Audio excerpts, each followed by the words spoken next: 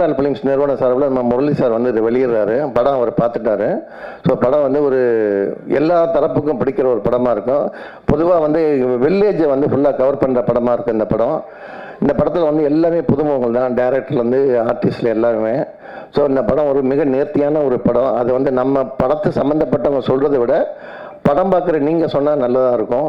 So இந்த audio ரிலீஸ்க்கு வரைக்கும் தந்தில் பாக்யராஜ் சார் முதல் கொண்டு Selvamani sir, Murali Ramasamy sir, Azhagan Thavazhmani sir, Manojkumar sir, Panneerselvam and Jaguar Thangam எல்லாரையும் தயாரிப்பாளர் சிவபிரகாசம் சார்பில் வருக வருக என்று வரவேற்கிறோம். அடுத்ததாக இப்பொழுது இந்த படக்குழுவினர் சம்பந்தப்பட்டவங்களை பேச வைக்குமாறு அறிவிப்பாளரை கேட்டுக்கொள்கிறேன். நான் அதுக்கு முன்னாடி மேடையெல்லாம் பேசினது கிடையாது. இப்போ வந்து எனக்கு வாய்ப்பு கொடுத்த ப்ரொடியூசர் சார், நெக்ஸ்ட் வந்து டைரக்டர் சாருக்கு ஒரு மிகப்பெரிய நன்றி. இந்த படத்தை வந்து ஒரு கிராமப்புறங்களில் இருக்கிற கதையை வந்து எடுத்துருக்குறாங்க. எனக்கு நேட்டிவ் தூத்துக்குடி தான். நான் ஒரு கிராமிய கலைஞர். அதில் வந்து எனக்கு செலக்ட் பண்ணி ஒரு வாய்ப்பு கொடுத்ததுக்கு மிகப்பெரிய ஒரு மறுபடியும் நன்றி சொல்லிக்கிறேன் சார். நெக்ஸ்ட்டு இங்கே இருக்கிற எல்லாருமே வந்து நம்ம மூவி பார்த்து சப்போர்ட் பண்ணணும். அது எல்லாருக்குமே ஒரு மிகப்பெரிய நன்றி. Okay, thank you. இந்த ஒரு மூவியை ஒரு நெக்ஸ்ட் லெவலுக்கான ஸ்டேஜ் கொண்டு போகிறதுக்கு and I would like to thank producer sir, ரொம்ப ரொம்ப நன்றி ஃபார் கேஸ்டிங் மீ. அதுக்கப்புறம் டைரக்டர் சார் ரொம்பவே ஆர்டர் பண்ணார் கேஸ்டிங் பண்ணுறதுக்கு. ஏன்னா ஃபஸ்ட்டு கதை சொன்னாங்க, அதுக்கப்புறம் ரொம்ப பொட்டல் காடு அப்படின்னு சொல்லும்போது பேக் வாங்கினோம். அப்புறம் இல்லை நான் நல்லா இருப்போம் அப்படின்னு சொன்னபடி ரொம்ப ரொம்ப ரொம்ப கேர் எடுத்து ஒரு ஃபேமிலி மெம்பர் மாதிரி பார்த்துக்கிட்டாங்க. ஒரு ரொம்பவே நல்லா இருந்தது. அவருக்கு தேவையான விஷயங்களை கேட்டு வாங்கிக்கிட்டாரு. எனக்கு இந்த மாதிரி எக்ஸ்ப்ரெஷன் வேணும், இது வேணும், இது வேணும்னு கேட்டு வாங்கிக்கிட்டாரு. ஸோ இந்த படம் அவருக்கு ஒரு பெரிய வெற்றியை கொடுக்கணும்னு சொல்லிட்டு I'm wishing him. And Gokul sir work பண்ணினார் கூட. ரொம்பவே காமன் சில் பர்சன். எதாக இருந்தாலும் கேஷுவலாக பேசுவார், கேஷுவலாக இருப்பார். ரொம்ப வெளிப்படையான மனுஷன். ஸோ எல்லாருக்குமே அண்ட் மேம் ப்ரொடியூசர் மேமோட ஒய்ஃப், அவங்களும் ரொம்ப கேஷுவலான பர்சன். ஸோ எல்லாருக்குமே ஒரு பெரிய wishes. And music director and அவங்க கூட பாடின சிங்கர்ஸ் எல்லாருக்குமே ரொம்ப நல்லா வந்திருக்கு. சாங்ஸ் கேட்கும்போதே அவ்வளோ நல்லா இருந்தது ஷூட்டிங் ஸ்பாட் அப்போவும். அண்ட் தொகுப்பாளனி அவங்களுக்கும் ஒரு பெரிய தேங்க்ஸ் ஃபார் இதை பண்ணுறதுக்கு. So every one thank you so much. Thank you. நல்லா இந்த படம் ஒரு நெக்ஸ்ட் லெவல் வரத்துக்கு விஷஸ் பண்ணுங்கள், சப்போர்ட் பண்ணுங்கள். Thank you so much. பேக். இது என்னுடைய வாழ்க்கையில் ஒரு முக்கியமான நாள். ஏன்னு கேட்டிங்கன்னா, ஒரு 1987 சார் பாக்யராஜ் சாரோட படத்தை பார்த்து தான் எனக்கு சிட்டாதுன்னு பேர் வச்சாங்க. ஆனால் அவருக்கு முன்னாலே எனக்கு பாடல் வெளியில் நடக்குதுன்றப்ப ஒரு முக்கியமான நாள். படத்தோட நடிகர் கௌதம், சார்மிசா இவங்க நல்லா நடிச்சிருக்காங்க. முக்கியமாக தங்கப்பாண்டி வந்து எனக்கு ஒரு 5 இயர்ஸ் முன்னாடி வந்து ஒரு ஷார்ட் ஃபிலிம் பண்ணி கொடுத்தா அவருக்கு. அதில் அவர் தான் ஹீரோவாக நடிச்சிருப்பாரு. அவர் வார்த்தை சொல்லுவார் அந்த படத்தில், நீங்கள் வேணால் பாருங்கள், ஒரு நாள் இந்த ஊரில் மண்ணின் மைந்தரன் பேனர் அடிப்பாங்க, நான் ஒரு நாள் படம் எடுப்பேன் அப்படின்னு சொன்னார். சொன்ன மாதிரி செஞ்சுட்டாரு. அடுத்த தயாரிப்பாளர் உதயன் சூரியன் சார், அவரை பற்றி சொல்லணும்னா, அவர் எப்படி ஒரு தயாரிப்பாளர்கிட்ட நான் படம் கிடைச்சது எனக்கு பெரிய ஒரு நல்ல லக்குன்னு தான் சொல்லணும். அவ்வளோ ஒரு நல்ல மனுஷன். ஓகே, நன்றி. இப்போயாவது ஒரு வருஷத்தில் 2 வருஷத்தில் ஒரு ட்ரெண்ட் செட் உருவாகும். ஒரு புது டைரக்டர், ஒரு புது ப்ரொடியூசர், ஒரு புது ஹீரோ உருவாயிருக்காங்க. ரொம்ப இவங்க அதிர்ஷ்டசாலி. எதுக்கு சொல்கிறேன்னா, இந்த படத்தை இவங்களையும் வாழ்த்துறதுக்காக பாக்யராஜ் சார், செல்வமணி சார் எவ்வளோ பெரிய ஜாமான். அதுவே படத்தினுடைய மிகப்பெரிய வெற்றி. நான் கூட இப்போ இடையில ஒரு படம் நடித்தேன். பரமன் ஒரு படம், வெள்ளி மலைன்னு ஒரு படம் ரிலீஸ் பண்ணுறதுக்கு ஆளே கிடையாது. சார் தயாரிப்பாளர் சங்க தலைவர் ரிலீஸ் பண்ணுறாங்க. உண்மையிலேயே அவங்கள பார்க்கும்போது எனக்கு எப்படி வருதுன்னா, ரமணா ரசாவோட நான் பழகியிருக்கேன். கலைஞர் படம்லாம் நிறைய படம் ஒர்க் பண்ணியிருக்கேன். ஒரு தாய் வந்து பிரசவத்துக்காக ஹாஸ்பிட்டல் அட்மிட் ஆகும்போது வலியில் துடிச்சிக்கிட்டு இருக்கும்போது டாக்டர் வர்றாங்க. இது வந்து சிசேரியன் பண்ணணும், இல்லாட்டி ஒரு சிசேரியன் ஆப்ரேஷனு, இல்லாட்டி ஒரு தாய் மிஸ் ஆகும், இல்லை குழந்தை மிஸ் ஆகும் அப்படின்னு கை விரிக்கிறாங்க. அப்போ ஒரு அனுபவசாலி டாக்டர் வர்றார். வந்து அழகாக ஒரு பிரசவம் பார்த்து அந்த குழந்தைய உயிர் கொடுத்து அப்படி தூக்கி நிறுத்தும் போது அந்த குழந்தை வீழ்னு ஒரு சத்தம் கேட்கும்போது, மயக்கத்தை தாய் வந்து கண்ணு முழிச்சு பார்க்கும்போது அவங்களுக்கு இருக்கிற சந்தோஷம் இருக்கு இல்லையா? எப்படி அந்த குழந்தைக்கு உயிர் கொடுத்தாரோ அதே மாதிரி இந்த புது படத்துக்கு யாருமே மதிக்கிறது இல்லை. ரிலீஸ் பண்ணுறதுன்னா ஒரு காய்கறி கடையில் போனால் கூட ஓசியில் வந்து கருவேப்பிலை கொத்தமல்லி தருவான். இந்த புது படத்தை யாருமே கேட்குறது கூட இல்லை. அது நான் அனுபவப்பட்டிருக்கேன். அப்படிப்பட்ட ஒரு சார் வந்து படத்தை ரிலீஸ் பண்ணுறாங்க, ரொம்ப சந்தோஷம். தயாரிப்பாளர் சார் வந்து உண்மையிலேயே பாராட்டணும். புது ப்ரொடியூசர் மாதிரி இல்லாமல் எல்லாரையும் தன் குடும்பத்தார் மாதிரி ரிசீவ் பண்ணி நிறையா படம் எடுங்க சார். பையனை ஹீரோ ஆக்கியிருக்கீங்க. விஜய் சார்லாம் விஜயை வந்து 4 படம் எடுத்து பண்ணியிருக்காரு. பெரிய பெரிய ஆட்கள் பண்ணியிருக்காங்க. நிறைய படம் எடுங்க. புது இயக்குனரை அறிமுகப்படுத்தியிருக்கீங்க. ஒரு ஷார்ட் ஃபிலிம் பண்ணவங்க, ஒரு அரை படம் ஒர்க் பண்ணவங்கன்னு படம் கொடுக்காம அவங்க லைஃப்பை வேஸ்ட் பண்ணாமல் நம்மளும் லாஸ் ஆகாமல் அனுபவசாலி டைரக்டருக்கு படம் கொடுத்துருக்கீங்க. நன்றி சார். அது இந்த அனைவருக்கும் நன்றி, வணக்கம், தேங்க்யூ. நான் என்னத்த சொல்ல, ஆக்சுவலி நான் எங்கே போனாலும் பாதி நேரம் இங்கிலீஷ் இருக்கும், கொஞ்சம் ஹிந்தி இருக்கும், தமிழ் இருக்கும், தெலுங்கு இருக்கும், இப்படி தான் பேசி வாழ்ந்துட்டுருக்கேன். இந்த படத்தில் எல்லா டைலாக்கும் தமிழில் தான் பேசணும்னு சொன்னார். அதே பெரிய டஃப்பு. அடுத்து இந்த டேரக்டர் இருக்கார் பார்த்தீங்களா, ஆனால் 15 நாள் கால் செட் என்னார். கடைசியில் 8 நாளில் படத்தை என்னோடய கேரக்டரை 8 நாளில் முடித்தார். அதாவது இந்த எக்ஸாமுக்கு படிப்போம் பார்த்தீங்கன்னா, லாஸ்ட்டு எக்ஸாம் ஒரு 10 அரியர் இருந்துச்சுன்னா படிப்போம்ல, அந்த மாதிரி டைலாக்ஸ் எல்லாம் ஒரே நாள் பார்த்தீங்கன்னா 2 பஞ்சாயத்து சீனு. இந்த டைலாக்கு அந்த சீனா இந்த சீனா அந்த அளவு கன்ஃபியூஸ் பண்ணுற அளவுக்கு என்னை வேலை வாங்கினார். ஆனால் என்ன ஒரு சீன் எடுத்து வரேன். ஆனால் என்ன சொல்ல வரேன்னா, இந்த தம்பி வந்து நாங்கள் ரோட்டில் ஒரு இடத்துல வேல்முருகன் ஃப்ரெண்டு மூலமாக மீட் பண்ணோம். அவர்லன்னா இந்த படத்தில் நான் வந்திருக்க மாட்டேன். அவரை பார்க்க வரப்போ இந்த கதையை சொன்னார். இப்படிதான் நம்ம இந்த படத்தில் கண்டிப்பாக அந்த வில்லன் கேரக்டர் கொடுங்க அப்படின்னு சொன்னேன். உடனே கொடுத்துட்டாரு. அது என்ன பண்ணார்னா, அவர் சொன்ன நேரம் நம்ம everything started fast, just like that it happen. அடுத்து வந்து ஒரு ஒரு ஒரு ஒரு ப்ரொடியூசருக்கு எந்த நஷ்டமும் வரக்கூடாதுங்கிறதுல தெளிவாக இருந்தவர். ஆனால் ரீடேக் பண்ணலாமா, ஆனால் போதுன்னு இந்த சீன் போதுன்னு ஏன்னா ப்ரொடியூசர் இந்த டயத்துக்குள்ளே முடிக்க சொல்லியிருக்காரு. ப்ரொடியூசருக்கு இவ்வளோ சின்சியராக உள்ள டைரக்டர் நான் 57வது படம் சூப்பராக பண்ணியிருக்காரு. We have to thank this man அந்த சின்சியாரிட்டி. 28 நாள் பிளான் பண்ணோம், 23 நாளில் முடிச்சிட்டாரு. That's the way only he did it. Thanks, Thangapandi. You got a chance to me. Next, the producer பார்த்தீங்கன்னா, நானும் ரொம்ப படத்தில் நடிச்சிருக்கேன். சம்டைம்ஸ் படம் கொடுப்பாங்க, லேட்டாக வரும், எல்லாம் வரும். நான் லாஸ்ட் டைம் முடிச்சுட்டு காலையில் தூங்கி எழுந்திருக்கிறேன். அவங்க மேனேஜர் வந்தார். சார் உங்களுக்கு என்ன பேலன்ஸ் சொல்லுங்கள், ஜிபே போய் அனுப்புகிறேன். எனக்கு ஜிபே கிடையாடா, ஏதாவது ஒரு அக்கௌண்ட் சொல்லுங்கள் சார், அனுப்புகிறேன். The first time they cleared the all payment just like that. So they were clear. நம்ம கொஞ்ச நேரத்துக்கு முன்னாடி செல்லுமணி சார் சொல்லியிருந்தார் பிளான் பண்ணி வரோன்னு சொல்லி. நல்லா பிளான் பண்ணி தான் வந்திருக்காரு. பர்ஃபெக்டாக பண்ணார் sir. Super sir, really appreciate you. அடுத்து வந்து படம் எடுத்து முடிச்ச பிறகு ஜென்ரலாக பார்த்தீங்கன்னா அது வலிக்குன்னு சொல்லுவாங்க. பட் எதை பற்றி கவலைப்படாமல் நெக்ஸ்ட் என்ன பண்ணுவோம், டிவோவில் பேசணும். அடுத்து வந்து படத்தை எப்படி ஃபாஸ்ட்டாக ரிலீஸ் பண்ணலாம், எல்லா விஷயமும் ஃபாஸ்ட்டாக பண்ணார். அவரோட மனசு போல் எல்லாம் சூப்பராக நடந்திருக்கு. I want to thank very very important thanks to my friend Murali sir. அவர் ரிலீஸ் பண்ணி சொன்ன உடனே அவர் படம் பார்த்தோம், நாங்கள் சேர்ந்து பார்த்தோம். படம் நல்லா இருக்குது பிரதர், கண்டிப்பாக நம்ம பண்ணலான்னு சொன்னார். Thanks Murali sir. ஏன்னா எல்லோரும் சொல்கிறாங்களா, delivery is very important. So that's you are like a mother for this movie. இந்த படம் ரொம்ப அருமையாக இருக்குது. திருநெல்வேலி பேஸை பற்றின படம். இந்த படத்தில் நான் வில்லன் பண்ணியிருக்கேன். கண்டிப்பாக நீங்கள் லைக் பண்ணுவீங்க. இந்த படத்தை சப்போர்ட் பண்ணுங்கள். Of course I would like to thank my hero friend. செம்ம ஜாலியாக பண்ணோம். அவர் ஃபைட் சீன்லலாம் தம்பி மிதிப்பா அப்படின்னா மிதிக்கணும், அண்ணன் மிதிச்சா வலிக்கணும் அப்படின்னாரு. டேய் மிதிடா அப்படி சொல்லி தான் மிதி வாங்கி அப்படி தான் ஃபைட் சீன் பண்ணோம். It's very interesting movie. And எல்லா ஆர்டிஸ்ட்டும் பார்த்தீங்கன்னா நாங்கள் எல்லாம் வந்து ரூம் போட்டு ஒரே இடத்துல உட்காந்து ப்ராக்டிஸ் பண்ணி சூப்பராக பண்ணுவோம். I really appreciate this director. அவருக்கு நல்லா ப்ரொடியூசர்ஸாக இருந்தாலும் சான்ஸ் கொடுங்க. ஏன்னா நீங்கள் 1 கோடி ரூபா பட்ஜெட் கதை வச்சிருக்காரு, 5 கோடி ரூபாய்னாலும் படம் வச்சிருக்காரு. அதுக்கு வந்து கதை பண்ணி வச்சிருக்காரு. ஃபாஸ்ட்டாக பண்ணுவார், கேரண்டி கொடுக்கலாம். அது மாதிரி ப்ரொடியூசர் பிளான் அது சொல்கிறேன். யார் யார் டேரக்டர்ஸ் இருக்காங்களோ ஒரு சான்ஸ் இருக்குது. அவர் பையனை ஒரு 5 படம் எடுக்கணும்னு சொல்லி படம் ரெடி பண்ணி வச்சுருக்காரு. ஸோ யார் யார் நல்ல கதை வச்சுக்கணும் அவரை பாருங்கள், சரியா? ஸோ அவரும் விஜய் மாதிரி வரணும்னு சொல்லி பிளான் பண்ணியிருக்காரு. ஸோ ப்ரொடியூசர்கிட்ட காசு இருக்குது, கப்பல் ஓட்டுறாரு, சரிங்களா? அதனால் படம் ரொம்ப வச்சுருக்காரு. So thanks for all coming here. God bless you. நம்ம எல்லாம் இன்னைக்கு சந்திச்சது கடவுள் தான் கண்டிப்பாக காரணம்.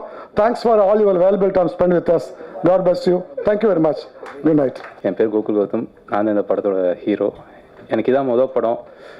எனக்குன்னு மட்டும் இல்லை, படத்தில் நடித்த நிறைய பேருக்கு இதான் மொதல் படம். எங்களால் முடிஞ்ச அளவுக்கு எங்களோட உழைப்பை போட்டிருக்கோம். எங்கள் படத்துக்கு உங்களோட சப்போர்ட் ரொம்ப தேவை. பார்த்துட்டு போய் எப்படி இருக்குன்னு சொல்லுங்கள். நன்றி. ப்ரொடியூசர் எனக்கு 7 வருஷமாக நான் ஃபாலோ பண்ணிகிட்ருக்கிறேன். 2017-16 ஃபாலோ பண்ணிகிட்ருக்கிறேன். ஒவ்வொரு வருஷமும் படம் பண்ணலாம் அப்படின்னு பேசிக்கிட்டே இருப்போம். கடைசியில் லாக்டவுனுக்கு அப்புறம் பேசும்போது கண்டிப்பாக அந்த வாட்டி பண்ணலாம் அப்படின்னு சொன்னாங்க. ஸோ மாதிரி ஃபஸ்ட்டு புது ஆர்டிஸ்ட் வச்சு படம் பண்ணலான்னு தான் பிளான் பண்ணோம். மாதிரி அதுக்கப்புறம் பையனை வச்சு பண்ணலாமான்னு பிளான் பண்ணாங்க. அப்புறம் கண்டிப்பாக அதுக்கப்புறம் ப்ரொடியூசரோட பையனை வச்சு ஹீரோவை நடிக்க வச்சு பிளான் பண்ணி ஒர்க் பண்ணியிருக்கோம். மியூசிக் டைரக்டரு அவங்களுக்கு ரொம்ப நன்றி. 4 பாட்டு இருக்குது, ஒரு பாட்டு இதில் போடலை, அது படத்தில் நீங்கள் பார்ப்பீங்க. கேமராமேன் சின்ராஜனே அவங்களுக்கு ரொம்ப நன்றி. அதான் இதில் நடிச்சிருக்கிற Soori sir, super good Subramani sir, அப்புறம் ஸ்ரீபிரியா மேடம், எல்லாருக்குமே ரொம்ப நன்றி. இதில் படத்தில் வசனம் எழுதின நெய்வேலி பாரதிக்குமார் ரொம்ப நன்றி. ஏன்னா அவங்க தான் ஆரம்பத்துலேருந்தே நாங்களாம் ஒன்றா ஒர்க் பண்ணிகிட்ருக்கோம் அந்த படத்துக்கு ஆரம்பத்துலேருந்தே. ஸோ அவங்களுக்கு ரொம்ப நன்றி. ஹீரோனிக்கு ரொம்ப நன்றி, சார்மிசாவுக்கு, இதில் நடித்த பால்ராஜ், சிவாவேலன், இஸ்ரேல் ப்ரோ, மற்ற எல்லா நடிகர்களுக்குமே ரொம்ப நன்றி. இங்கே வந்திருக்கிற எல்லாருக்கும் ரொம்ப நன்றி. இங்கே வந்து கொங்கு மண்டலத்துலேருந்து நாங்கள் வந்திருக்கிறோங்க. கேப்டன் உதயசூரியன் சார் வந்து என்னுடைய நண்பருங்க. அதுக்கோசரம் நாங்கள் வந்திருக்கிறோம். பார்த்தீங்கன்னா இப்போ எல்லாம் சொன்னாங்க, இப்போ அவர் வில்லன் சார் பேசினார் பார்த்தீங்களா, ரொம்ப ஒரு கவடத்த மனுஷன். அது உண்மைங்க. ரொம்ப ரொம்ப ஒரு யதார்த்தமான ஒரு மனுஷனாக இவர் தாங்க.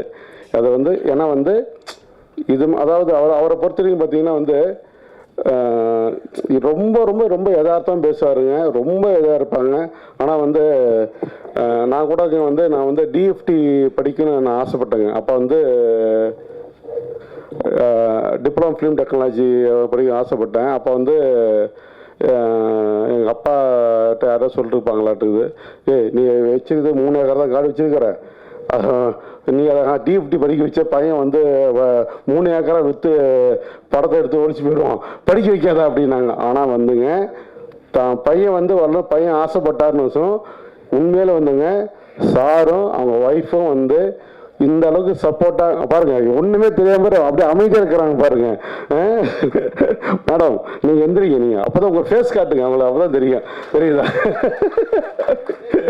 ஏன்னா நான் வந்து ஃபேமிலி ஃப்ரெண்டுங்க, அதுக்கோசம் வந்துருக்கிறோம். ஆனால் இது மாதிரி வந்துங்க வந்து இன்றைக்கு உள்ள ஒரு ஜென்ரேஷனில் வந்து இது மாதிரி ஒரு தாய் தாப்பு அமைது மிகப்பெரிய விஷயங்க.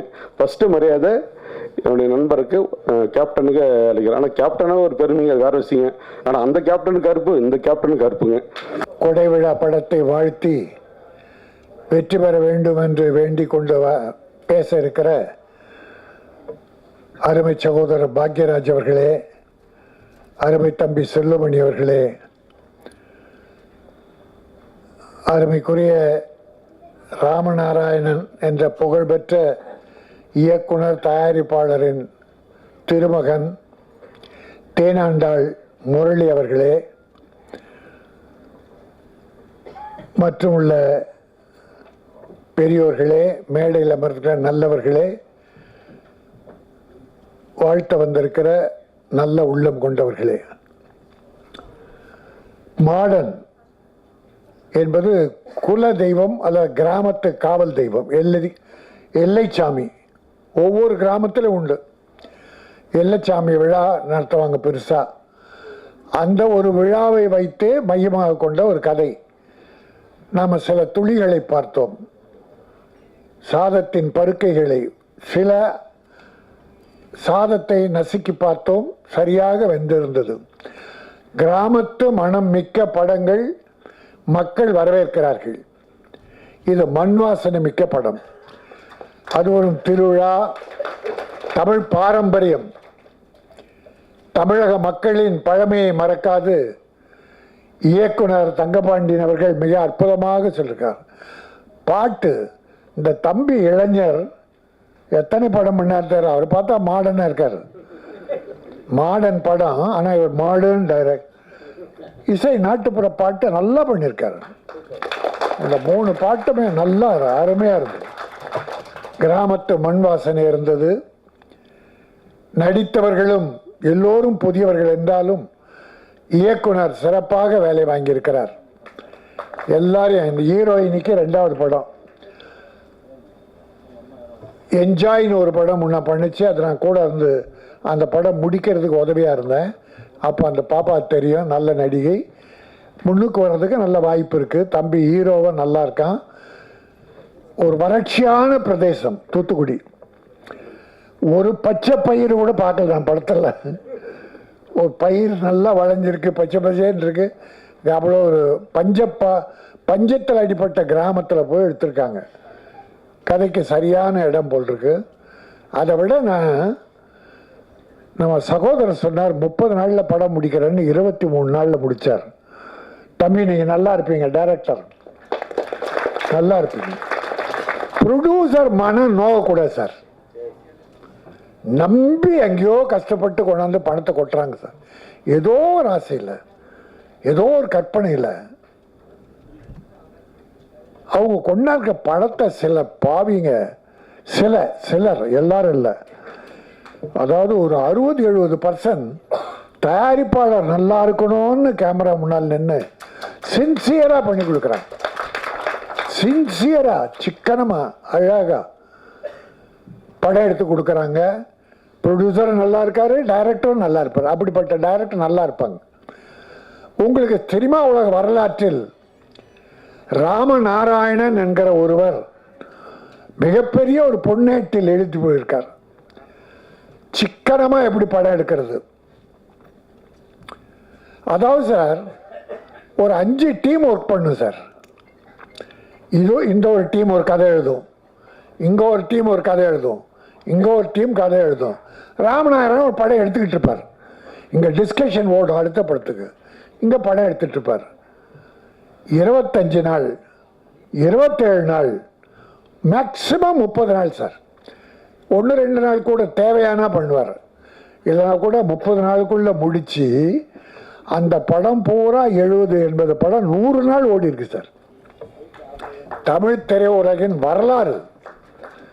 யார் படம் எடுக்க வந்தாலும் ராமநாராயணன் எப்படி படம் எடுத்தார் என்பதை கேட்டு தெரிந்து கொண்டு அந்த வழியை பின்பற்றினா எல்லாரும் ஜெயிக்கலாம்.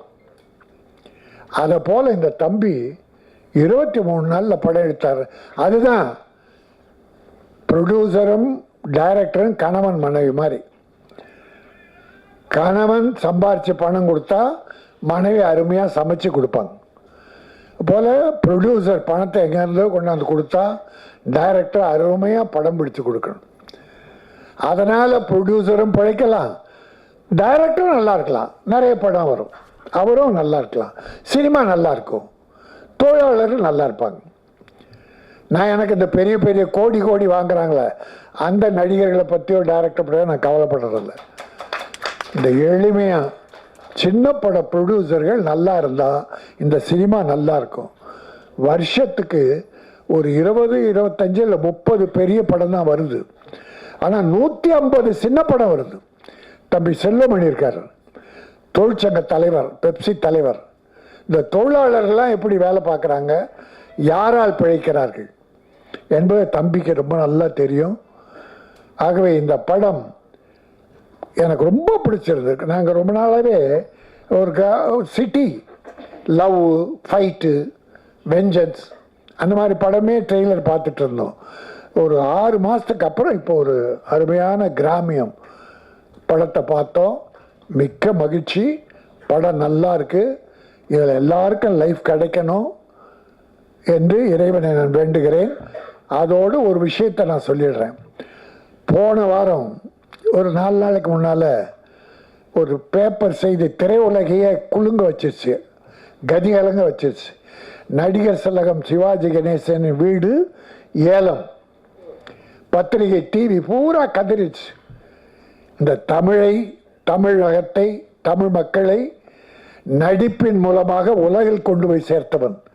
எப்படி திருக்குறள் நம் தமிழை உலகத்தில் கொண்டு போய் சேர்த்ததோ அதுபோல் நடிப்புலகில் தமிழகத்தை உலகில் சேர்த்தவர் நடிகர் திலகம்.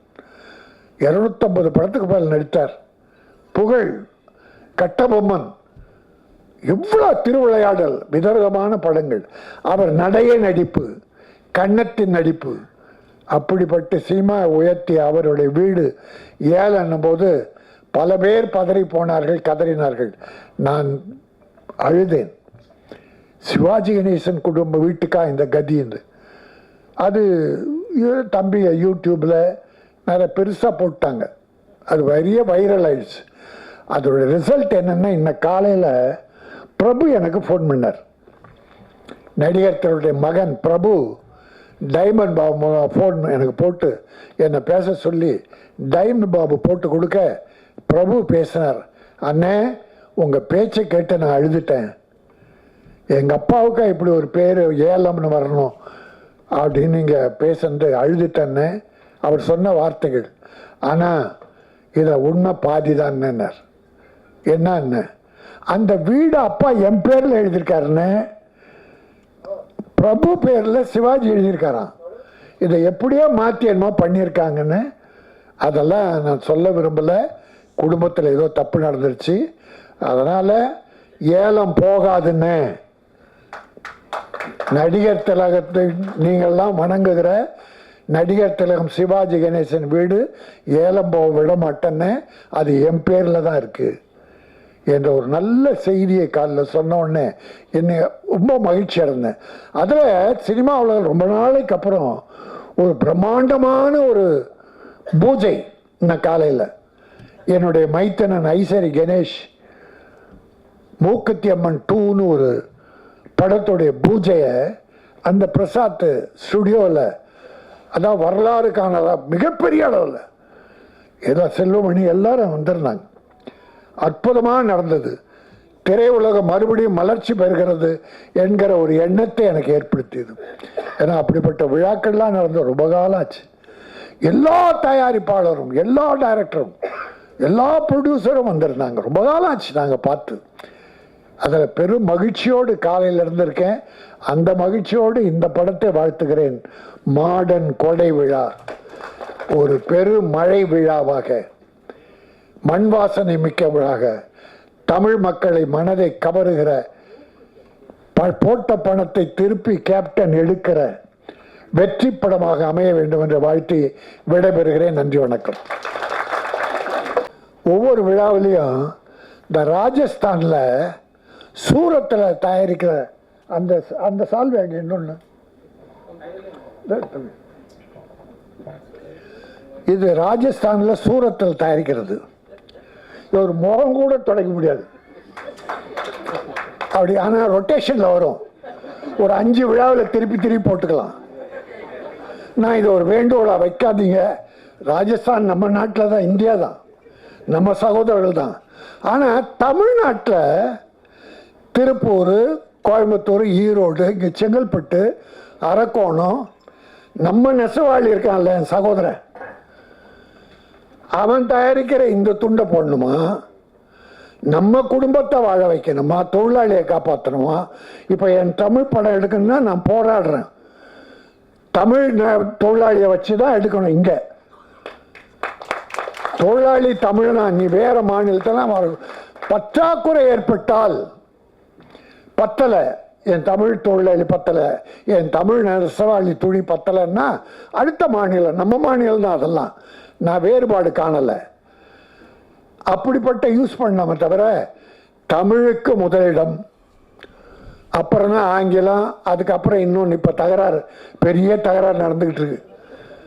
தமிழ் அடுத்த ஆங்கிலம், அடுத்தது அவங்க விருப்பப்படி படிக்கணும்.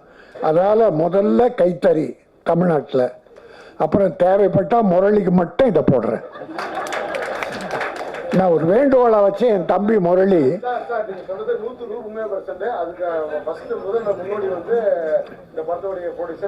இல்லை முரளிக்கு நான் கேப்டன் தாங்க. நன்றி நன்றி, ரைட், தேங்க்யூ. அதான் அதுக்காக எல்லாருமே, எல்லாரும் பிஆர்ஓக்களும் தயவு செய்து கைத்தறி ஆடை போடுங்க. நன்றி, வணக்கம். எங்கள் ஊருக்கார அண்ணன் ப்ரொடியூசரு, அவர் முதல்ல எல்லாத்துக்கும் நன்றி, வரவேற்புரை எல்லாம் சொல்லிட்டாங்க. அவரோட இதை அவர் முன்மொழிஞ்சு நான் வழிமொழிகிறேன். நன்றி, வணக்கம். தயாரிப்பாளர் சங்க தலைவர் அவர்களே, பெப்சியின் தலைவர் அவர்களே, விநியோக சங்க தலைவர் அவர்களே, கில்டுனுடைய தலைவர் அவர்களே, எங்கள் எழுத்தாளர் சங்கத்தினுடைய தலைவர் கொங்குநாடு சிங்கம் அவர்களே, மற்றும் மேடையில் அமர்ந்திருக்கும் பெரியவர்கள் அனைவருக்கும், ஊடக நண்பர்களுக்கும், பத்திரிகையாளருக்கும் நன்றியை சொல்கிறேன். ரொம்ப நாளைக்கு அப்புறமா சந்தோஷமாக ஒரு படத்தை உட்காந்து ட்ரெய்லரும் சாங்கும் பார்த்தேன். ரொம்ப சந்தோஷமாக இருந்தது. இல்லை மண்மனம் மாறாமல் அந்த இயக்குனருக்கு முதல்ல எப்படி பாராட்டுறதுன்னு தெரியல. அந்த கலாச்சாரத்தில் அந்த ஊருடைய கலாச்சார பிரகாரம் அந்த பனை ஓலையில் விளக்கு வச்சு அதில் தீபம் போட்டு ஒரு அற்புதமானது அந்த கலாச்சாரத்தை ஆர்வமாக சொல்லியிருந்தார். பனை ஓலையில் கொலக்கட்டை செஞ்சுன்னா படம் எடுத்தவன் நான். அதில் பனை ஓலையில் அந்த மாவிளக்கு வச்சு அதில் தீபம் வைத்திருந்த விஷயம் ரொம்ப நல்லா இருந்தது. பாடலாசிரியர் இப்படி தான் வரிகள் அப்படி அழகாக போட்டார். மண்வெட்டி முனியில் உன் முணுமுணுக்கும் சிரிப்பை பார்ப்பேனே. மண்வெட்டி முனியில் போய் ஒரு முணுமுணுக்கும் சிரிப்பை பார்த்தேன்னு ஒரு அற்புதமான வரி. அதோட அந்த ஹீரோ பாடும்போது முளைப்பாரி போல என் மனசுல வேகமாக வளர்ந்துட்டேன்னு. ஒரு காதல் எவ்வளவு வேகமாக வளருங்கிறது முளைப்பாறை இருட்டுக்குள்ள வச்சுதான் இருட்டு அறையில வச்சு போடுவாங்க. அது வேகமாக வளர்த்துறதுக்காக அந்த வரிகள் அற்புதமான வரிகள். முளைப்பாரி போல என் மனதில் வேகமாக வளர்ந்தேயே. பாடலாசிரியர்களுக்கு உண்மையிலே அந்த வரிகள் இருந்த பாடலாசிரியர் யாருன்னு தெரியல, ராமசாமியா, ராமசாமிக்கு வாழ்த்துக்கள். சூப்பர். அப்புறமா இயக்குனர் அற்புதமா இந்த புடிமண் விஷயத்தை அழகாக சொல்லியிருந்தார். அந்த கோயிலில் நீண்ட நாள் சாமி கும்பிடாமல் இருக்கு. அந்த இடம் யார் கையிலோ மாறி போயிடுச்சு. இப்போ அந்த கோயிலில் போய் சாமி கும்பிட்றதுக்கு அங்கே ஒரு பிரச்சனை இருக்கு. அந்த மண்ணை நெருங்கி போக முடியாமல் அந்த கோயில் தளத்தை நெருங்க முடியாத அளவுக்கு ஒரு கம்பி வேலி போட்டிருக்கு. அப்போ அங்கே ஒரு வார்த்தைகள் தெளிவாக போட்டிருந்தாரு. அந்த இடம் சாமி இருந்த இடமா இருந்தாலும் அந்த சாமி இருந்த இடத்துல ஒரு பிடிமண்ணை எடுத்துட்டு போய் நாம சாமியா கும்பிடலான்ற ஒரு அற்புதமான ஒரு கதையை பேக்ரவுண்டில் வச்சிருக்கீங்கிறது அந்த ஒரு வரியில தெரிஞ்சிச்சு. Super, extraordinary.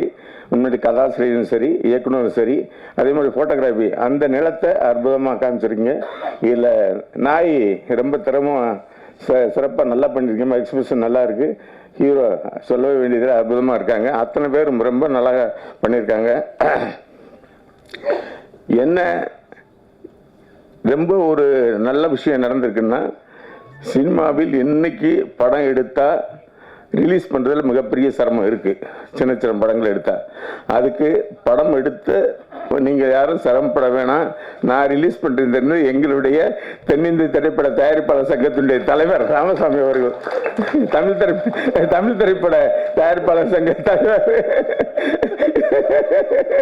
தமிழ் திரைப்பட தயாரிப்பாளர் சங்க தலைவர் ராமசாமி அவர்கள் முன்னெடுத்து செஞ்சது. மற்ற ப்ரொடியூசர் எல்லாமே படம் எடுத்துட்டு நேரம் அவர்கிட்ட கொடுத்துருவாங்க. வருஷத்துக்கு 150 படத்தை அவர் ரிலீஸ் பண்ணலாம். அந்த இது நல்லபடியா நடக்க சிறப்பா இருக்கு. அதுக்கு முன்னோடியே அந்த படத்தை எடுத்திருக்காரு. அதுக்கு உறுதுணையா பன்னீர்செல்வம் கூப்பிட்டு லிங்க் பண்ணியிருக்காரு. ரொம்ப சந்தோஷம். அதனால இனி படங்கள் ரிலீஸ் பண்றதுல எந்த பிரச்சனையும் இருக்காது. மற்றபடி இது சுடலை மாடன் என்றதை மாடன் மட்டும் வச்சுட்டாங்க. சுடலை மாடன் சாமியினுடைய பேர் சுடலை மாடன். அது மாடன் மட்டும் வச்சிருக்கலாம், சுடலை மாடனே வச்சிருக்கலாம்.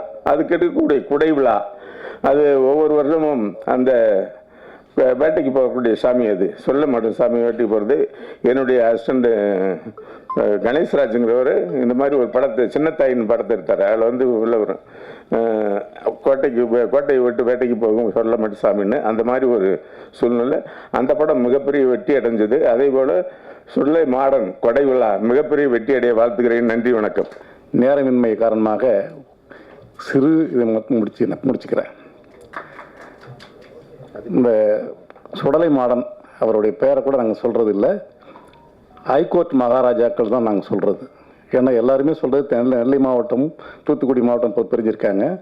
அவங்களுடைய குல தெய்வம் காவல் தெய்வம் இந்த ஹைகோர்ட் மகாராஜா.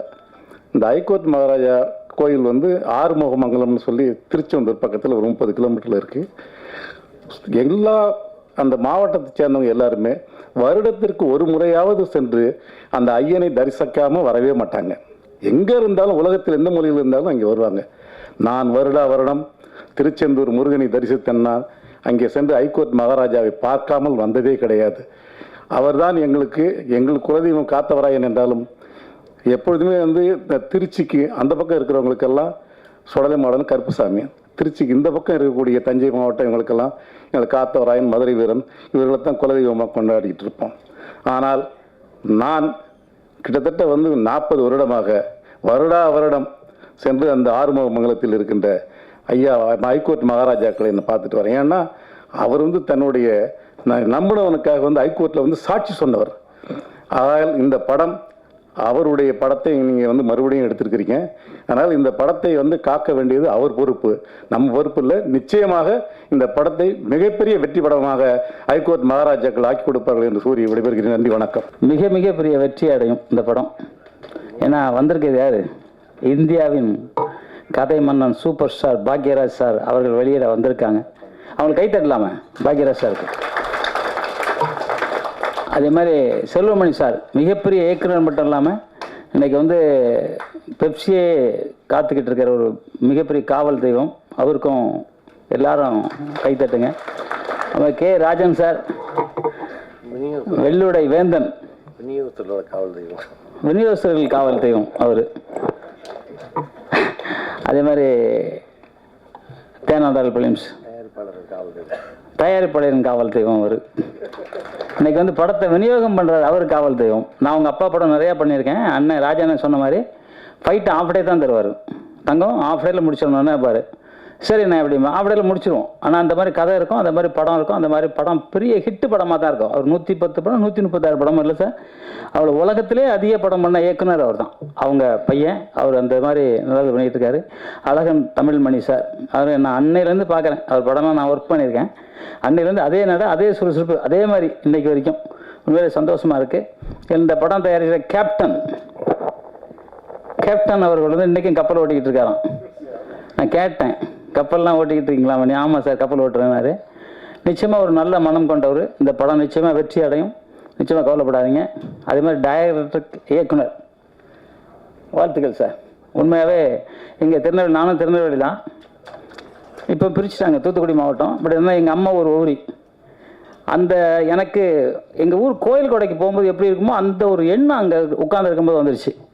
அதே மாதிரி யதார்த்தமாக இப்போ அப்படி பார்க்க முடியுமான்னு தெரியல. அந்த காலத்தில் நாங்கள் ஆடு வெட்டுறது இதெல்லாம் உட்கார கிடக்கிற பாய் இருக்கும், அந்த பாயை போட்டு உட்காந்துட்டு இருப்போம். சத்தியமாக எனக்கு அந்த ஞாபகம் வந்துச்சு. இந்த படம் மிகப்பெரிய வெற்றி அடையும் நிச்சயமாக. ஏன்னா மனோஜ்குமார் சார் சொன்ன மாதிரி நிச்சயமாக இந்த படம் வெற்றி அடையும் சார். அது மாதிரி ஹீரோ யதார்த்தமாகவே அவர் நான் யதார்த்தமாக நினச்சேன் அவர் திருநெல்வேலிக்காரர் அப்படின்னு நினச்சேன். பார்த்தா கோயம்புத்தூர்காரருங்கிறாங்க. ஏன்னா அவர் யதார்த்தமாக எங்கே ஊருக்கார கலர் மாதிரியே இருக்கார். சார் நல்லா நடிச்சிருக்கீங்க, யதார்த்தமாக ரொம்ப நல்லா நடிச்சிருக்கீங்க. ஹீரோயின் அவர்களை மிக அற்புதமாக நடிச்சிருக்காங்க. எதிர்காலத்தில் நமக்கு ஒரு பெரிய ஹீரோயினாக தமிழ்நாட்டுக்கு கிடச்சிருக்கீங்க நிச்சயமாக. அது மாதிரி மியூசிக் டைரக்டர், அந்த பாட்டு எழுதினவர், அந்த எங்கள் தூத்துக்குடிக்கார அந்த அம்மா, அவங்க பேர் என்ன, யஸ்மிதா அம்மா, அவங்க இந்த மாதிரி எல்லாருமே எல்லாம் பண்ணியிருக்காங்க. அந்த சீனு எங்களுக்கு நண்பர் ஃபைட் மாஸ்டர் மோகன் அவர்கள் ரொம்ப அற்புதமாக பண்ணியிருக்காங்க. இந்த படம் வந்து நிச்சயமாக எல்லாரும் பெரியவங்க வாழ்த்திருக்காங்க. இந்த படம் மிகப்பெரிய வெற்றி அடையணும்னு நானும் மரமார்ந்த வாழ்த்துறேன். ஏன்னா நம்ம முரளியன் இருக்காங்க, முரளியனை அதை வாழ்த்தும் போது எல்லாருக்கும் தெரியும். அது மாதிரி பத்திரிகையாளர் அத்தனை பேரும் வந்திருக்கீங்க. ஏன்னா யதார்த்தமான படம் எப்போதுமே வெற்றி அடைஞ்சிக்கிட்டே தான் இருக்கும். இது ரொம்ப யதார்த்தமாக இருக்குது. நான் கூட நினச்சேன் ஒரு 40 நாள் எடுத்துருப்பாருன்னு நினச்சேன். 23 நாள் எடுத்துட்டாருன்னு போட்டு உடச்சிட்டார் அவர். அந்த வில்லனை நடித்தவர் எல்லாம் வெளியே தெரிஞ்சிருக்காது. இல்லை அவ்வளோ ஒர்க்கு. ஏன்னா கேமராலாம் அவ்வளோ ஒர்க் பண்ணியிருக்காரு. கேமராமெல்லாம் பிரமாதமான ஒர்க் பண்ணியிருக்காரு. அது ஏன்னா அவ்வளோ சீக்கிரம் ஒர்க் பண்ண முடியுமா தெரியல. ஏன்னா நாங்களும் ஒரு ஃபைட்லாம் ஹிந்தி படம் போனால் அதே ஒரு 20-30 நாள் எடுப்போம் ஒரு ஃபைட்டே. அது ஒரு 5 நிமிஷம் தான் வரும், அது 30 நாள் எடுத்துக்கிட்டு இருப்போம். ஸோ அந்த மாதிரி ஒரு 23 படம் எடுக்கிறதுங்கிறது பெரிய விஷயம். அது மாதிரி எடுத்திருக்காரு. வெற்றி அத்தனை பேரும் வெற்றி அடைய மனமார்ந்த வாழ்த்துக்கள் சொல்கிறேன். ஏன்னா நேரம் இல்லாமனால நானும் சீக்கிரமாக முடிச்சுக்கிறதுல விருப்பமாக இருக்கிறேன். எப்பவுமே சொன்னார் தான், அம்மா அப்பாவை மதிங்க. உலகத்திலே அம்மா அப்பாவுக்கு நிகர் ஒரு தெய்வம் கிடையாது. அந்த தெய்வத்தை மதிங்க. நம்ம இந்தியானா பிறக்கிறதுக்கே கொடுத்து வச்சுக்கணும்னு இப்போ எல்லாம் சொல்கிறாங்க. இப்போ கும்பமேளாவில் வந்து கிட்டத்தட்ட 70 கோடி பேர் வந்து குளிச்சிருக்காங்க நம்ம இந்தியாவில். அது வந்து 1 கோடி பேர் வெளிநாட்டில் இருந்து வந்து குளிச்சிருக்காங்க. அந்த மாதிரி புண்ணிய நகரம், அதை விட எல்லாத்த விட புண்ணிய நகரம் தமிழ்நாடு. தமிழனா பிறக்கிறதுக்கு ரொம்ப புண்ணியம் வேணும். அந்த தமிழனா நம்மெல்லாம் பிறந்திருக்கோம். அந்த தமிழ் வாழ்க, தமிழ் வெல்க, தமிழன் வென்றே தீர்வான். நன்றி, ஜெய்ஹிந்த். ஒரே ஒரு சின்ன ரிக்வெஸ்ட், புலிசோட மேடமும் அவங்க குழந்தைய வந்து சால்வை பாக்கியராஜ் சார் போடணும்னு வேண்டிக்கிறேன். வாங்க அம்மா, வாங்கம்மா, சீக்கிரம் வாங்க, சீக்கிரம் ஓடி வாங்க. இந்த எங்கள் அழைப்பை ஏற்று வந்திருக்கும் இந்த சிறு முதலீட்டு படத்தை சப்போர்ட் பண்ண வந்திருக்கும் திரு பாக்யராஜ் சார் அவர்களே, திரு செல்வமணி சார் அவர்களே, கே ராஜன் சார் அவர்களே, மாஸ்டர் ஜாக்வார் தங்கம் அவர்களே, அப்புறம் எங்கள் தயாரிப்பு செயற்குழு உறுப்பினர்கள் அனைவருக்கும் என்னுடைய வணக்கத்தை தெரிவிச்சுக்கிறேன். இந்த மேடையில் இருக்கும் அனைத்து கலைஞர்களுக்கும் என்னுடைய வாழ்த்துக்களை தெரிவிச்சுக்கிறேன். மாடர்ன் கோடை விழா இது ஒரு சிறு முதலீட்டு படம். இது வந்து நான் என்ன திரு சூரிய அவர்கள் வந்து பார்க்க சொல்லி கேட்டுட்டு இருந்தார். நிறையா பேசிகிட்டு இருப்போம். அப்போ நம்ம ஒரு படம் தயாரிச்சிட்டு இருக்கனால வந்து இன்றைக்கி சூழ்நிலையில் சிறு முதலீட்டு படங்களை ரிலீஸ் பண்ணுறது வந்து என்ன மாதிரி சூழ்நிலை போகுதுன்னு கொஞ்சம் கேட்டு அறிஞ்சிருந்தேன். ரொம்ப ஒரு திரையரங்கில் சிறு முதலீட்டு படங்களை ரிலீஸ் பண்ணுறது வந்து ரொம்ப சிரமமான சூழ்நிலைகள் நிலவி கொண்டு இருந்தது. கோவிடுக்கு அப்புறம் ரொம்ப பிரச்சனையாக இருந்தது. ஏன்னா கோவிடுக்கு அப்புறம் திரையரங்கு உரிமையாளர்கள் அவங்களுடைய தியேட்டர் மெயின்டெனன்ஸ்லேருந்து எல்லாம் பண்ணுறதுக்கு சிறு முதலீட்டு படங்களுக்கு பெரிய சப்போர்ட் இல்லாமல் இருந்தது. விநியோகஸ்தர்களும் படங்கள் வாங்குறதில்லை. ஸோ இந்த மாதிரி ஒரு சிறு முதலீட்டு படங்கள் ஒரு வருஷத்துக்கு கிட்டத்தட்ட ஒரு 200 படங்கள் வந்துக்கிட்டு இருக்கு. இப்போ சமீபமாக இந்த 2025 பார்த்தீங்கன்னா பெரிய படம் நீங்கள் கணக்கு போட்டிங்கன்னா 1-2 படங்கள், அதை தாண்டி எல்லாமே medium budget and small budget films தான் இருக்குது. ஸோ இந்த மாதிரி படங்களுக்கு ஒரு சப்போர்ட் வேணுங்கிறதுக்கு நானும் பார்த்துட்டு இருந்தேன். அது மாதிரி சூரி சார் சொல்லியிருந்தார். அப்புறம் பன்னீர் சார் மூலமாக விஜய் முரளி மூலமாக எனக்கு இந்த படம் வந்து பார்த்தேன். இது நம்ம கலாச்சாரத்தோட தமிழ் தென்னகத்தில் இருக்கிற தமிழ் கலாச்சாரத்தை மையப்படுத்துது. ஏன்னா எல்லாருக்குமே வந்து குலதெய்வம்னு ஒன்று இருக்குது. இன்றைக்கி வந்து காலப்போக பார்க்கும்போதுனா நம்ம சாமியெல்லாம் கும்பிட்றோம், வேண்டுகிறோம், எல்லாம் பண்ணுறோம். ஆனால் குலதெய்வ வழிபாடுங்கிறது வந்து கண்டிப்பாக எல்லா இதுலேயும் இருக்குது. ஏன்னா குலதெய்வத்தை கும்பிடாமல் நம்ம வந்து எந்த சாமியை கும்பிட்டாலும் சரி வராது. நம்ம முன்னோர்கள் எல்லாருக்குமே வந்து அந்த நம்ம இன்னமும் ரொம்ப அந்த நம்பிக்கைகள் ரொம்ப ஸ்ட்ராங்காக சவுத்தில் இருக்குது, இங்கேயுமே இருக்குது. இப்போ பார்த்திங்கன்னா எல்லா இடத்துலையுமே வந்து இந்த வழிபாடுகளோட முறைகள் வந்து அதிகப்படுத்திக்கிட்டே வருது. எங்கே பார்த்தாலும் கோயில் கூட்டங்கள் இருக்குது. அதில் அப்படிப்பட்ட நம்ம கிராமத்தில் வந்து நிறையா கோயில்களில் விழாக்களோ பூஜைகளோ இல்லாத சூழ்நிலைகளும் பண்ணிகிட்ருக்கு. ஆனால் இன்றைக்கி இந்த தமிழக அரசாங்கம் எல்லா கோயில்லையும் குடமுழக்குலேருந்து எல்லாமே நம்ம தமிழர்கள் முதல்வர் அவர்களால் இது நிறையா நடந்துகிட்ருக்கு. ஸோ இந்த கதையும் ஒரு விழாவை நடத்தினா என்ன மாதிரி இருக்கும், ஒரு ஊரே நல்லாயிருக்கும். ஏன்னா அந்த காவல் தெய்வம் தமிழ்மணி சொன்ன மாதிரி ஹைகோர்ட் ஜட்ஜுன்னு எனக்கு அந்த அளவுக்கு இன்னும் விவரம் தெரியல.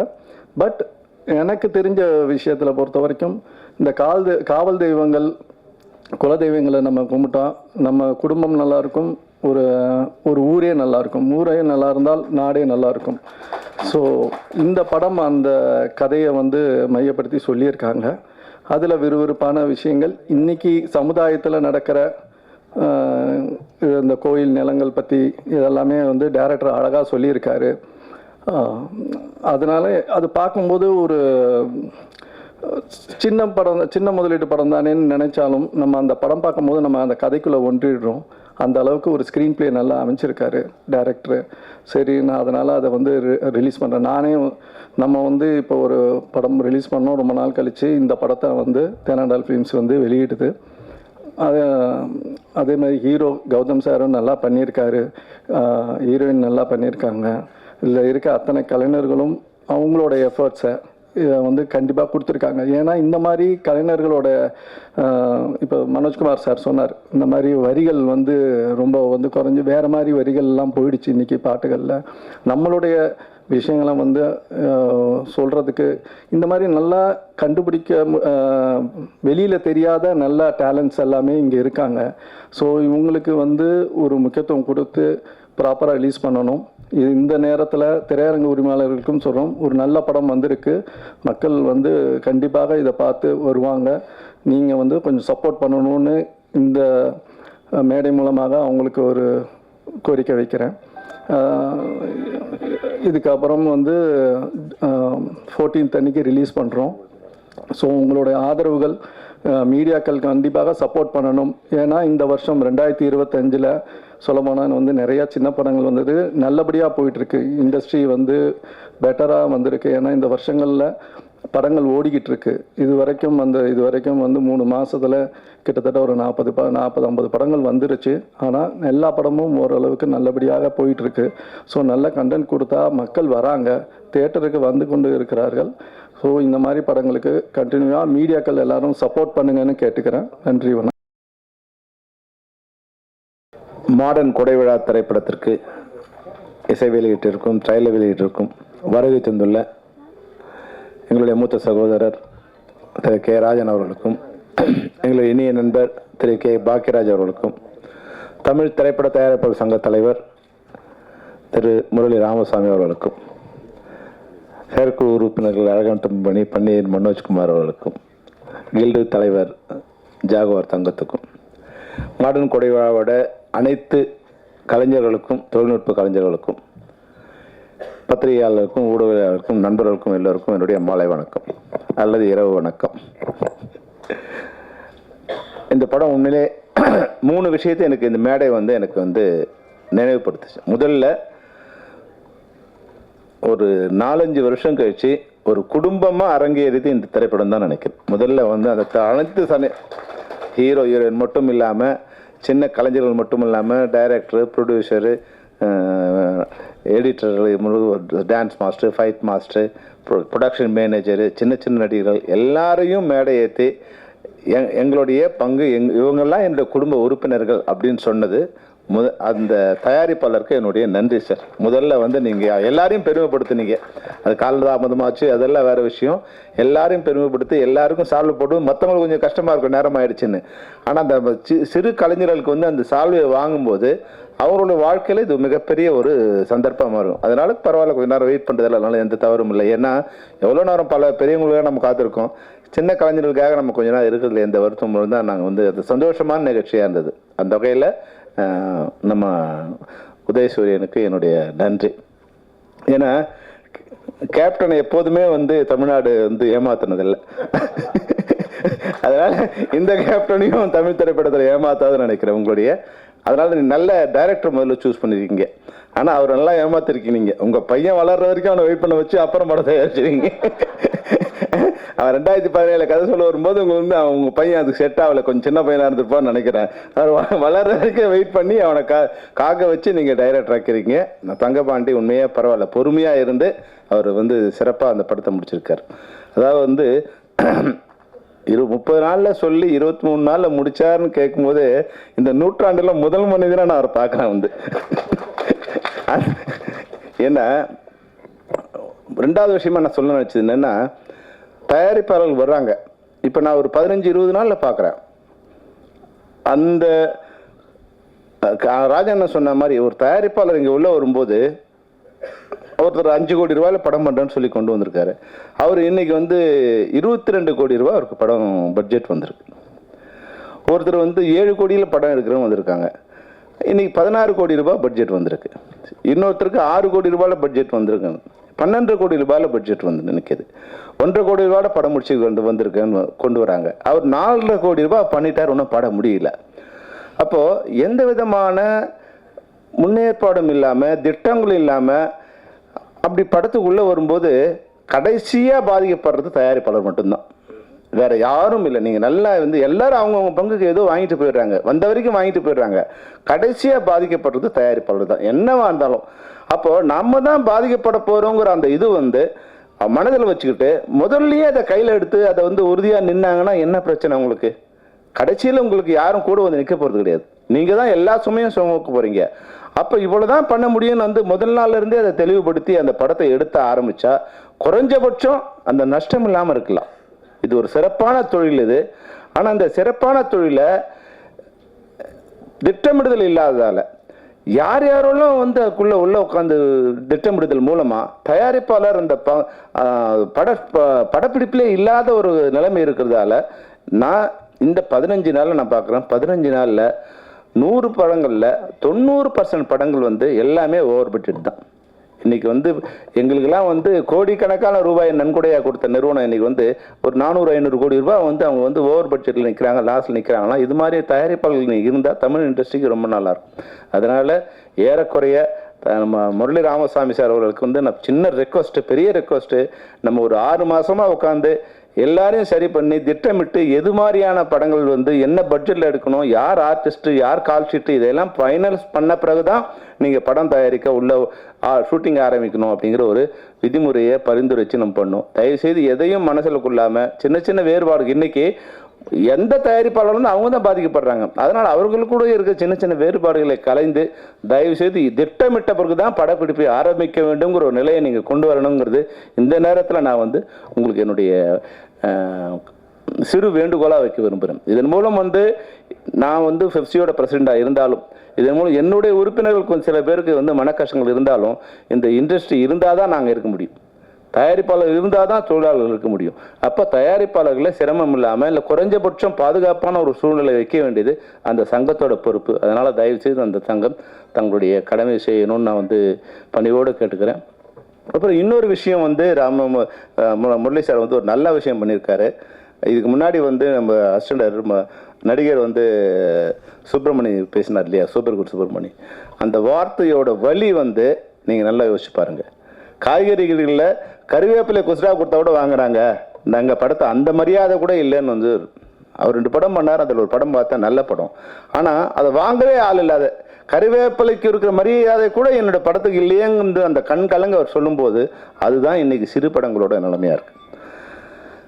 அந்த திரைப்படங்களை முரளி சாருக்கு வந்து அப்பா வந்து சொத்து கொடுத்தாரோ சுகம் கொடுத்தாரோ தெரியாது, ஆனால் வந்து தேனாண்டாளுங்கிற வந்து தமிழ்நாடு முழுக்க எல்லா இடத்துலையும், அது சின்ன பையன்லேருந்து பெரிய ஆட்கள் வரைக்கும் தேனாண்டால்னா ஒரு நல்ல கம்பெனின்னு தெரியும். அந்த பேனரை பயன்படுத்தி இது போன்ற தயாரிப்பாளர்கள் படங்களை எங்கெங்கோ போய் நிற்கிறாங்க. நான் வந்து எனக்கு தெரிஞ்ச அளவில் எங்கெங்கேயோ புரோக்கர் சொல்கிறாங்க, ஒரு 10 லட்சம் ரெடி பண்ணுங்க சார், நாங்கள் வந்து 120 ஸ்க்ரீன் கொடுக்குறோம், 150 ஸ்க்ரீன் கொடுக்குறோம் அப்படின்னு சொல்லிட்டு அவங்ககிட்ட பண்ணதை அட்வான்ஸ் வாங்கிட்டு அங்கே கொடுத்தோம் இங்கே கொடுத்தோன்னு சொல்லி கடைசியாக 20-30 அப்படி ஸ்க்ரீன். எங்கள் ஸ்க்ரீனு எந்த ஷோன்னு தயாரிப்பாளருக்கும் தெரியாது, டைரக்டருக்கும் தெரியாது, எந்த ஷோ எந்த படம் எந்த இடத்துல ஓடுதுன்னு யாருக்கும் தெரியாது. அது மாதிரி எடுத்து சொல்லிவிட்டு போயிடுறாங்க. அப்போ அந்த படம் வந்து வர்றதே தெரியாது. முதல்ல யாராவது நம்ம சொல்லி இப்போ சொன்னார் நாங்கள் திருநெல்வேலியில் படத்தை பார்க்குறோன்னு, எந்த தேட்டரில் படம் ஓடுன்னு தெரிஞ்சால் தான் நீ போய் பார்ப்பீங்க. நாங்கள் அது உங்களுக்கு சொல்லவே மாட்டோம். இல்லை, படம்லாம் ஓடி முடிஞ்ச போது தான் தருவோம். பேப்பரில் இருக்கிறதுக்கும் படம் ஓடுறதுக்கும் சம்மந்தமே இருக்காது. அப்போது இந்த சிறு திரைப்படங்களுக்கு வந்து அது அரசிடம் சொல்லி பண்ணுவீங்களோ இல்லை விநியோகஸ்தர்கிட்ட சொல்லி பண்ணுவீங்களோ ஒரு முறையான வந்து வெளியீடு இருக்கணும். முறையான அவங்களுக்கு வந்து ஒரு 3 காட்சிகள் வந்து ஒரு அட்லீஸ்ட் ஒரு வாரத்துக்காக சேர்ந்து இந்த படத்துக்கு ஒரு 3 காட்சிகள் மாதிரி கொடுத்தாங்கன்னா எப்படியும் வந்து காலியாக தான் இருக்குது. குறைஞ்சபட்சம் உங்களை பழக்கப்படுத்தினா தான் இந்த படம் எங்கே ஓடுதுன்னு தெரிஞ்சாதான் அந்த படத்தை பார்க்க ஜனங்க வருவாங்க. படத்தை பார்க்க ஜனங்க விருப்பப்பட்டாலும் அவங்களுக்கு பார்க்கக்கூடிய வாய்ப்பு இல்லாமல் இருக்குது. அதுபோல் இன்னொரு விஷயம் என்னன்னா, இந்த சின்ன திரைப்படம் இதையும் நான் வந்து 1000 ரூபா செலவு பண்ணாதான் படம் பார்க்க முடியும்னா நான் இப்படி யார் வந்து பார்ப்பாங்க? 5 ஸ்டார் ஹோட்டலில் ஒரு காஃபி வந்து 300 ரூபா கொடுத்து குடிக்க தயாராக இருக்கேன். நான் ரோட்டு கடையிலேயே நான் 300 ரூபா தான் கொடுத்து குடிக்கணும்னா எப்படி வந்து படம் பார்க்க வருவாங்க? அப்போ இது சிறு திரைப்படம். இப்போ 30 நாளில் படத்தை முடிச்சிருக்காங்க. இந்த சிறு திரைப்படங்களில் 50 ரூபா கொடுத்து 100 ரூபா கொடுத்து படம் பார்க்கறதுக்கு உண்டான சூழ்நிலையை தமிழ்நாட்டில் இருக்கிற திரையரங்களுக்கு ஏற்படுத்தி கொடுக்கணும். அப்படி இருந்தால் தான் நல்ல திரைப்படங்கள் கூட, இப்போ நீ மிகப்பெரிய வெற்றி அடைந்த படங்கள்லாம் கூட அன்னக்கிளி முதற்கொண்டு முதல் வாரம் சரியில்லை சார், 2வது வாரத்திலும் தூக்க ஆரம்பிச்சிச்சு சார், ஒருதலை ராகம் படம் பார்க்கவே ஆள் இல்லை சார், அப்புறம் பார்த்தா அது வந்து தமிழ் சினிமாவே இதுவாயிடுச்சு. அது மாதிரியான வெற்றி படங்கள்லாம் ஜனங்க பார்க்க வர்றதுக்குள்ள 3வது நாள்லேயே அந்த படங்கள் செத்து போயிடுது. வெள்ளி சனி ஞாயிறுலேயே அந்த படங்கள் செத்து போகுது. இப்போ இதை வந்து வழிபடுத்தணும். ஒன்று, படம் ஆரம்பிக்கும் போது அதை முறைப்படுத்தி ஆரம்பிக்கணும். முடித்த படங்களை அதை முறைப்படுத்தி உங்கள் தலைமையில் வந்து சங்கம் மூலமாக பண்ணுங்க.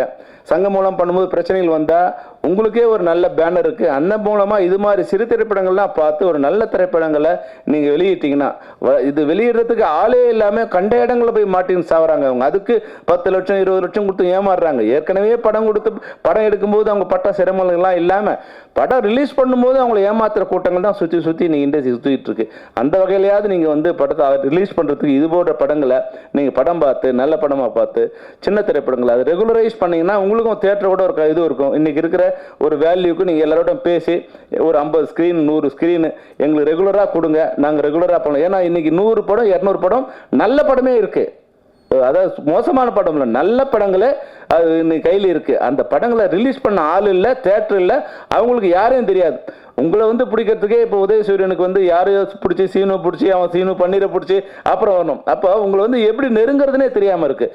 அப்போ தயாரிப்பாளர்கிட்ட உள்ளே வரும்போது இது மாதிரி திரைப்படங்களை நீங்கள் வந்து யார் மூலமாவது நீங்களே தேடி கண்டுபிடிச்சி அவங்கள நல்ல திரைப்படங்கள் தமிழ் திரையுலகத்துக்கு கொண்டு வரணுங்கிறது என்னோட வேண்டுகோள். அந்த வேண்டுகோளை இந்த மேடையில் வைக்கிறேன். தயவுசெய்து நீங்கள் அதை ஃபாலோ பண்ணணும். அதே போல் தங்கபாண்டிக்கும் என்னுடைய வாழ்த்தை தெரிவிக்க விரும்புகிறேன். முதல் படத்தில் தயாரிப்பாளர் மகிழ்ச்சியோடு உங்களை மேடையில் உட்கார வைக்கிற காலம் இதுதான். நான் பார்த்தது வந்து ரிலீஸ் வரும்போது எல்லா தயாரிப்பாளருக்கும் டைரக்டரோட சண்டை வந்துடும். நான் உட்பட படம் ரிலீஸ் பண்ணும்போது தயாரிப்பாளர் என்ன ஆஃபீஸ் பக்கமே வரக்கூடாதுன்னார். ஆனால் உங்கள் மேடையத்தை சால்வ் போட்டிருக்காரு. அந்த வகையில் அவருக்கு வந்து என்னுடைய வாழ்த்துக்கள். அதுபோல் வந்து கோகுல் வந்து ஒரு இயல்பான ஒரு நடிகராக, முதல் படம் நடிகர் மாதிரி இல்லாமல் ஒரு இயல்பாக ஒரு படத்தில் நடிச்சிருக்காரு. அது மாதிரி இந்த ஹீரோயினும் மிக அழகாக அந்த காட்சிக்கு தேவையான அளவுக்கு ஒரு அழகான ஹீரோயினை, தமிழ் பேசக்கூடிய ஹீரோயினை வந்திருக்காங்க. அதோட இன்னொரு என்னன்னா, ரக்ஷிதான்னு ஒரு வந்து ஆர்டிஸ்டாக இந்த மேடை ஏற்றி அவங்களுக்கு தைரியமாக எங்கள் முன்னாடியே உட்கார வச்சு அவங்களுக்கும் வந்து ஒரு சுயநம்பிக்கையை கொடுக்குற அளவுக்கு அந்த பாகுபாடு இல்லாமல் கொண்டு வந்துருச்சு. அந்த வகையில் மிக சிறப்பான வாழ்த்து. ஆனால் முதல்ல வாழ்த்து சொல்ல நான் விரும்புகிறது வந்து இசையமைப்பாளருக்கு தான் என்னுடைய வாழ்த்தை சொல்ல விரும்புகிறேன். விபிஎனுக்கு வந்து முதல்ல அந்த சவுண்டு கேட்ட உடனே எனக்கு ரொம்ப சிறப்பாக இருந்தது. பஸ் டியூனை விட அந்த சவுண்டிங்கே வந்து நீங்கள் ரொம்ப நாள், அதாவது வந்து முதல் படம் மாதிரி இல்லாமல் அந்த டியூன் விட நீங்கள் அழகாக வந்து அந்த சவுண்டிங் பண்ணியிருந்தீங்க. அது வந்து ஒரு ஃப்ரெஷ்ஷாக இருந்தது. அதை மாடர்ன் படத்துக்கு கொடுத்தா இன்னும் நீங்கள் சூப்பராக பண்ணுவீங்கிறது அது தெரிஞ்சிச்சு. உங்களுக்கு மிகப்பெரிய எதிர்காலம் இருக்குது. பார்க்க அனிருத் மாதிரி இருக்கீங்க. அனிருத் மாதிரி நீங்கள் வரணும்னு வாழ்த்துறேன். அது மாதிரி கேமராமேன் வந்து அவர் கிடைச்ச இந்த வாய்ப்பில் மிக பியூட்டிஃபுல்லாக அந்த ஒரு ஷாட் வந்து பிரம்மாண்டமாக எடுத்து ஒரு ராக்கில் வந்து கிரெயின் ஷாட் மாதிரி வந்து ஒரு ஷாட், ட்ரோன் ஷாட் எடுத்துருக்கான்னு நினைக்கிறேன். மிக பிரம்மாண்டமாக அந்த ஒரு ஷாட்டே வந்து மிக பெரும். அதெல்லாம் எடுக்கிறதுக்கு இருக்கிற வாய்ப்பை வந்து நம்மக்கிட்ட எவ்வளோ வறுமை இருந்தாலும் அந்த வறுமை வெளியே தெரியாம அளவுக்கு மிக சிறப்பாக அந்த இது எல்லாமே சேர்ந்து பண்ணுறீங்க. அது மாதிரி ராக் சங்கர் வந்து என் படத்துக்கு ஒரு சாங் பண்ணியிருந்தாரு. அவர்கிட்ட கேட்ட எந்த பாட்டு நீ பண்ணேன்னு, அண்ணே மொத்த பாட்டு நான் தான் பண்ணேன்னார். அந்த வகையில் சந்தோஷமாக பார்த்து அதை சிறப்பாக பண்ணார். அது எல்லாருக்கும் யாராவது விட்டு இருந்தால் மன்னிச்சிருங்க. ஏன்னா நான் ஏன் சொல்கிறேன்னா, இந்த மேடையில் எல்லாரையுமே வந்து இந்த தயாரிப்பாளர் வந்து நினைவுபடுத்தி அவங்களை வந்து மரியாதை பண்ணார். அந்த வகையில் நானும் எல்லாரையுமே வந்து அதுக்குண்டான அங்கீகாரம் கொடுக்கணும்னு விருப்பப்பட்டேன். யாராவது மிஸ் பண்ணியிருந்தால் மன்னிச்சிடுங்க. இந்த திரைப்படம் ஒரு நல்ல திரைப்படம். இந்த வெற்றி மூலம் 2 வழி வந்திருக்கு. அதாவது வந்து வழி தெரியாத தயாரிப்பாளர்களுக்கு ஒரு வழி காமிச்சு படம் ரிலீஸ் பண்ணக்கூடிய தேனாண்டால் ஃபிலிம்ஸ் ஒன்று இருக்குது அப்படிங்கிற ஒரு வழி கிடைச்சிருக்கு. அது மாதிரி இந்த மேடையில் இனிமே திரைப்படங்கள் வரும்போது அது வந்து திட்டமிட்டு தான் திரைப்படங்கள் தயாரிக்க முடியுங்கிற ஒரு நிலையை தமிழ் திரைப்பட தயாரிப்பாளர் சங்கம் அனைத்து அமைப்புகளோடு சேர்ந்து ஏற்படுத்துங்கிறது ஒரு வேண்டுகோளை இந்த மேடையில் வைத்து இந்த படம் சிறப்பாக வெற்றியடைய தயவுசெய்து நம்ம ஊடகவியலாளர்கள் நீங்கள் வந்து இது ஒரு குழந்தை மாதிரி, இது ஒரு தமிழ் குழந்தை, அதை வந்து நீங்கள் கருப்பாக இருக்கா சிவப்பாக இருக்கா அதெல்லாம் பார்க்காது, இது நம்ம குழந்தை. அதனால் நம்ம குழந்தைய நீங்கள் வந்து சிறப்பாக வந்து எல்லாருக்கும் வந்து அதை அறிமுகப்படுத்தி அதை வெற்றி பெற வைக்க வேண்டும் என்று கேட்டு விடைபெறுகிறேன். நன்றி, வணக்கம். இப்போ செல்வமணி சார் சொன்ன மாதிரி சிறு முதலீட்டு படங்களுக்கு இப்போ என்னென்னா, இன்றைக்கி வந்து வரி ஜிஎஸ்டி வரி இல்லாமல் டிக்கெட்டுக்கு வந்து லோக்கல் பாடி டேக்ஸ் 8% வந்து விதிச்சிட்டு இருக்காங்க. அதை இப்போ வந்து தமிழக முதல்வர் துணை முதல்வர் மூலமாக நாங்கள் கொடுத்துருக்கோம். அந்த லோக்கல் பாடி டேக்ஸ் வந்து 8%ங்கிறது வந்து சிறு முதலீட்டு படங்களுக்கு மிகப்பெரிய இருக்குது. ஏன்னா ஒரு 18% ஜிஎஸ்டி டேக்ஸும் ஒரு 8% இதுனா கிட்டத்தட்ட 26, ஓவராலாக ஒரு 30% வந்து டிக்கெட்டோட காஸ்ட்டு வந்து டேக்ஸாக போகுது. ஸோ இது வந்து பெரிய படங்களுக்கு ஓகே, சிறு முதலீட்டு படங்களுக்கு வந்து மிகப்பெரிய பாதிப்பு வருதுன்னு சொல்லி துணை முதல்வர்கிட்ட கொடுத்துருக்கோம். அவரும் இப்போ அது வந்து பரிசீலிக்கிறதா சொல்கிறாங்க. விரைவில் அந்த செய்தி வருங்கிறத இது மூலமாக தெரிவித்து சிறு முதலீட்டு படங்களுக்கு நல்ல ஒரு இதுவாக இருக்குங்கிறத சொல்லிக்கிறேன். நன்றி. இவர் நடிகர், தயாரிப்பாளர், இசையமைப்பாளர், கதாசிரியர், திரைக்கதை மன்னன், இயக்குனர், பத்திரிகை ஆசிரியர் என பன்முகத்தன்மை கொண்ட இவரது கதைகள் சிந்திக்க தூண்டுவதாக இருக்கும். நகைச்சுவை மிளற பேசும் திரைப்பட எழுத்தாளர் சங்கத்தின் தலைவர் திரு கே பாக்யராஜ் அவர்களை வாழ்த்தி பேச அழைக்கிறோம். கொடை விழா திரைப்பட விழாவுக்கு வந்திருக்கிறோம். அனைத்து பத்திரிகை, டிவி மற்றும் அனைத்து ஊடக நண்பர்களுக்கும் என்னுடைய பணிவான வணக்கத்தை தெரிவிச்சுக்கிறேன். அதே மாதிரி முன்னாள் உட்காண்டிருக்க இந்த ஃபங்க்ஷனுக்காக வந்து ஊர்லேருந்து, வெளியூர்லேருந்து, சொந்த ஊர்லேருந்து அப்படியெல்லாம் வந்திருக்காங்க நிறைய பேர். அவங்க எல்லாத்துக்கும் என்னுடைய பணிவான வணக்கத்தை தெரிவிச்சுக்கிறேன். மேடையில் அமர்ந்திருக்கும் என்னுடைய மரியாதைக்குரிய திரையுலக பிறப்பங்கள் எல்லாமே இங்கே இருக்காங்க. அவங்களுக்கு என்னுடைய பணிவான வணக்கத்தை தெரிவிச்சுக்கிறேன். நன்றியிலிருந்து ஆரம்பித்தா கரெக்டாக இருக்கும்னு நினைக்கிறேன். ஏன்னா அது கடைசியில் மறந்துடக்கூடாது. அதனால் முதல்ல அதுலேருந்து ஆரம்பிச்சுக்கிறேன். முதல்ல ப்ரொடியூசர் உதயசூரியன் அவர்களுக்கு நன்றி சொல்லிக்கிறேன். என்னன்னா, ஏதோ கஷ்டப்பட்டு அங்கே இங்கேயும் சம்பாதிச்ச காசில் ஒரு புது ஆளை வச்சு அவருக்கு ஒரு சான்ஸ் கொடுத்து படம் எடுக்கலான்னு சொல்லி முடிவு பண்ணி வந்து இத்தனை பேர்த்துக்கு வேலையெல்லாம் கொடுத்துருக்காரு இல்லையா, அதுக்காக அவருக்கு நன்றி தெரிவிக்கும். அவர் கப்பலை வந்து பத்திரமா கரை சேர்த்துற மாதிரி திரைப்படத்துறைக்கு வந்த அவரை பத்திரமா கரை சேர்த்துன தங்கமணி டைரக்டர், அவருக்கு வந்து நன்றி தெரிவிச்சுக்கணும். அதே மாதிரி அவருக்கு உறுதுணையாக இருந்த எல்லா டெக்னீஷியன்ஸ், விபின்லேருந்து சின்ன ராசிலேருந்து எல்லாருமே, எல்லா டெக்னீஷியன்ஸும் அவ்வளோ இதாக இருந்திருக்காங்க. அவங்களுக்கு நன்றி தெரிவிச்சுக்கணும். அப்புறம் இந்த விழாவுக்கு நான் வர்றது காரணமாக இந்த என் ஆஃபீஸில் இருக்கிற தேவேந்திரன் தான் வந்து, தேவேந்திரன் அவ்வளோ சீக்கிரம் வரமாட்டாப்புல. ஏதாவது ஒன்று சும்மா வந்து என்ன எப்படி இருக்கீங்கன்னு, இந்த படத்துக்கு பர்டிகுலராக வரணும் அப்படின்னு சொல்லிட்டு ரொம்ப அக்கறை எடுத்து தேவேந்திரன் வந்து இந்த படத்துக்காக வந்து கூப்பிட்டாப்புல. ஸோ தேவேந்திரன் நன்றி. அதுக்கப்புறமா வந்து ப்ரொடியூசர் எங்கிட்ட சொல்ல நேரடியாக சைடில் பேசிட்டு இருக்கும்போது கேட்டேன். அதாவது ஒரு நல்ல விஷயம் யார் செஞ்சாலும் அது எப்படி இருந்தாலும் வெளியே ஏதாவது ஒரு விதத்தில் வந்து சேரும்னு சொல்லுவாங்க இல்லையா, அந்த விதத்தில் ஒரு கவுன்சிலர் சின்ன துறையா ஷூட்டிங்கில் அவ்வளவு ஹெல்ப்ஃபுல்லாக இருந்தார் அப்படின்னு சொல்லிட்டு ப்ரொடியூசர் வந்து சொன்னார். ஸோ எந்த அளவுக்கு அவர் ப்ரொடியூசர் வந்து அவரை வந்து கூப்பிட்டு கௌரவிக்கும் போது அதை சொல்லிகிட்டு இருப்பாருங்கன்னு தெரிஞ்சுட்டேன். ஸோ அவருக்கும் மனமார்ந்த நன்றி தெரிவிச்சுக்கிறேன். அதுக்கப்புறம் நட்புக்காக முத்துக்குமார் அவர்கள் வந்து இங்கே எல்லாத்துக்குமே சால்வ் அனுப்பிச்சு நட்புக்காக அவர் இதை பண்ணார், அதுக்கு நன்றி தெரிவிச்சுக்கிறேன். அதுக்கப்புறமா தான் ஆடாவிட்டாலும் தன்னுடைய சதையாடுங்கிற மாதிரி சிவாஜி சாருக்கு அவங்களுக்கு இப்படி ஒரு பேப்பரில் வந்துருச்சுன்னு சொன்னோன்னே உண்மையிலேயே உள்ளூர அழுகையோடு வந்து அதை ஒரு பெரிய மேட்ராக வந்து ரொம்ப ஃபீல் பண்ணி அதை வெளியே சொல்லிட்டு இருந்தார். அவர் விநியோகஸ்தர் தலைவர் அது இதுங்கிறதெல்லாம் எனக்கு என்னை பொறுத்த வரைக்கும் திரைப்படத்துறைக்கு எப்பவுமே ஒரு காவலாளி மாதிரி இருக்கார். அவர் எப்பவுமே சின்ன படங்கள் சின்ன தயாரிப்பாளர்கள் அவங்க நல்லா வரணும் அப்படிங்கிறதுல தான் ரொம்ப அக்கறை எடுத்துக்கிறாரு. என்னுடைய மரியாதைக்குரிய ராஜன் சார் அவர்கள், ஸோ அவர்களுக்கும் என்னுடைய மனமார்ந்த நன்றியும் தெரிவிச்சுக்கிறேன்.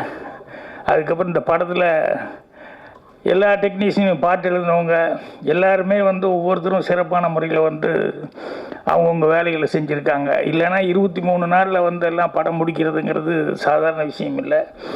ஸோ பாட்டை பற்றியெல்லாம் நம்ம மனோஜ்குமார் வந்து சில வரிகள் எல்லாம் கரெக்டாக பிடிச்சி வச்சு அதை வச்சு சொல்லிட்டு இருந்தார். அதே மாதிரி நானும் ஓப்பனிங் சாங்கு அதை ஒரு திருவிழா சாங்கை வந்து அவ்வளோ அழகாக வந்து அவர் கம்போஸ் பண்ணியிருந்தார். அதுக்கு அடுத்தது டூயட்டு ரொம்ப மெலடியாகவும் பண்ணியிருந்தார். ஸோ அவங்க செல்வமணி அவர்கள் நல்லா பாராட்டி பேசினார். அனிருத் மாதிரியே இருக்கிறீங்க, அனிருத் மாதிரியே வரணும் அப்படின்னு சொல்லிட்டு. அப்புறம் ரொம்ப ரொம்ப அதாவது ஒருத்தர் பேசும்போது சொன்னார், மாடர்ன் காவல் தெய்வம் நாங்கள் வந்து ஏதோ கோர்ட் நீதிபதி தமிழன் மணி அவர்கள் பேசினார். அவர் வந்து கண்டிப்பாக இந்த படத்தை காப்பாற்றினார். என்னை பொறுத்த வரைக்கும் மாடர்ன் இப்போவே நேரில் வந்து இந்த படத்தை வெளியிடுறதுக்கு காப்பாற்றிருக்காரு. அதுதான் முரளி அவர்கள். ஸோ அது ரொம்ப முக்கியம். சின்ன படம் எடுக்கிறது அப்படிங்கிறது பிரச்சனை இல்லை.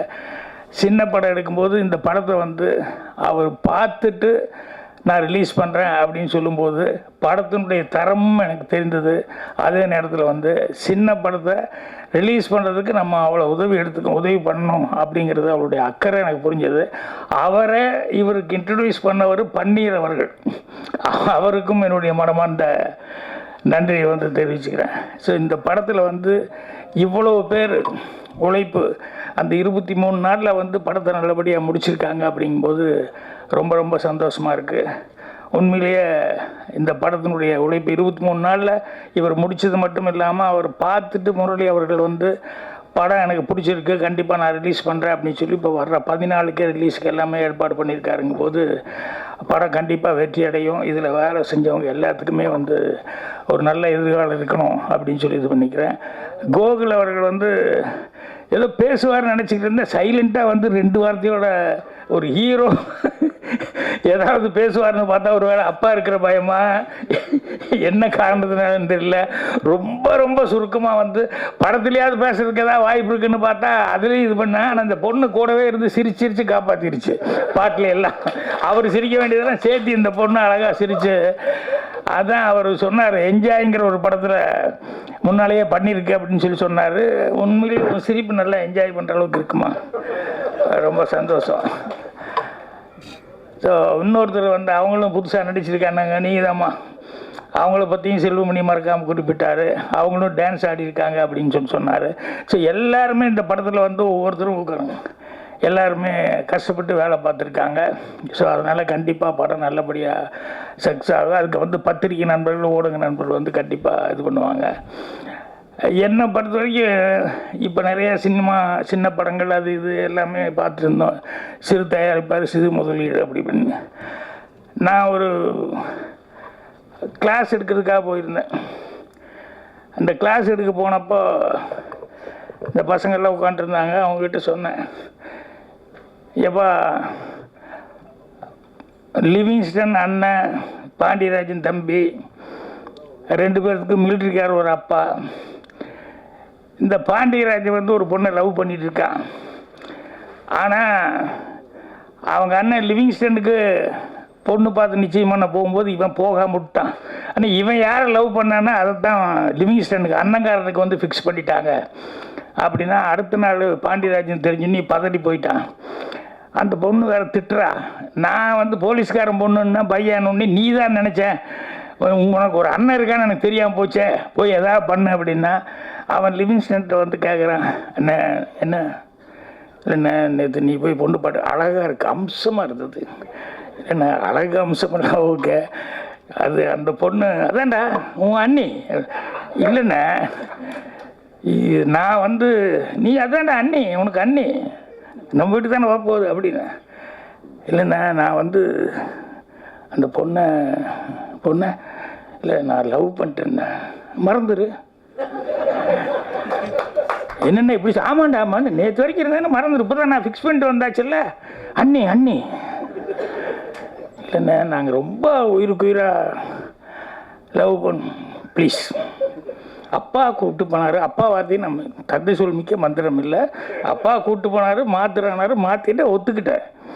நீ மறந்துட்டு வேறு வழியே இல்லைண்ணா இல்லை சாரி ஐம் சாரி என்ன. இப்படி அவன் என்ன சொன்னாலும் லிவிங்ஸ்டன் வந்து இப்படியே சொல்லிட்டு இருந்தான். பாண்டியராஜனுக்கு பாவம் என்ன பண்ணுறதுனே தெரியல, அவன் திருத்துன்னு முழிச்சான்.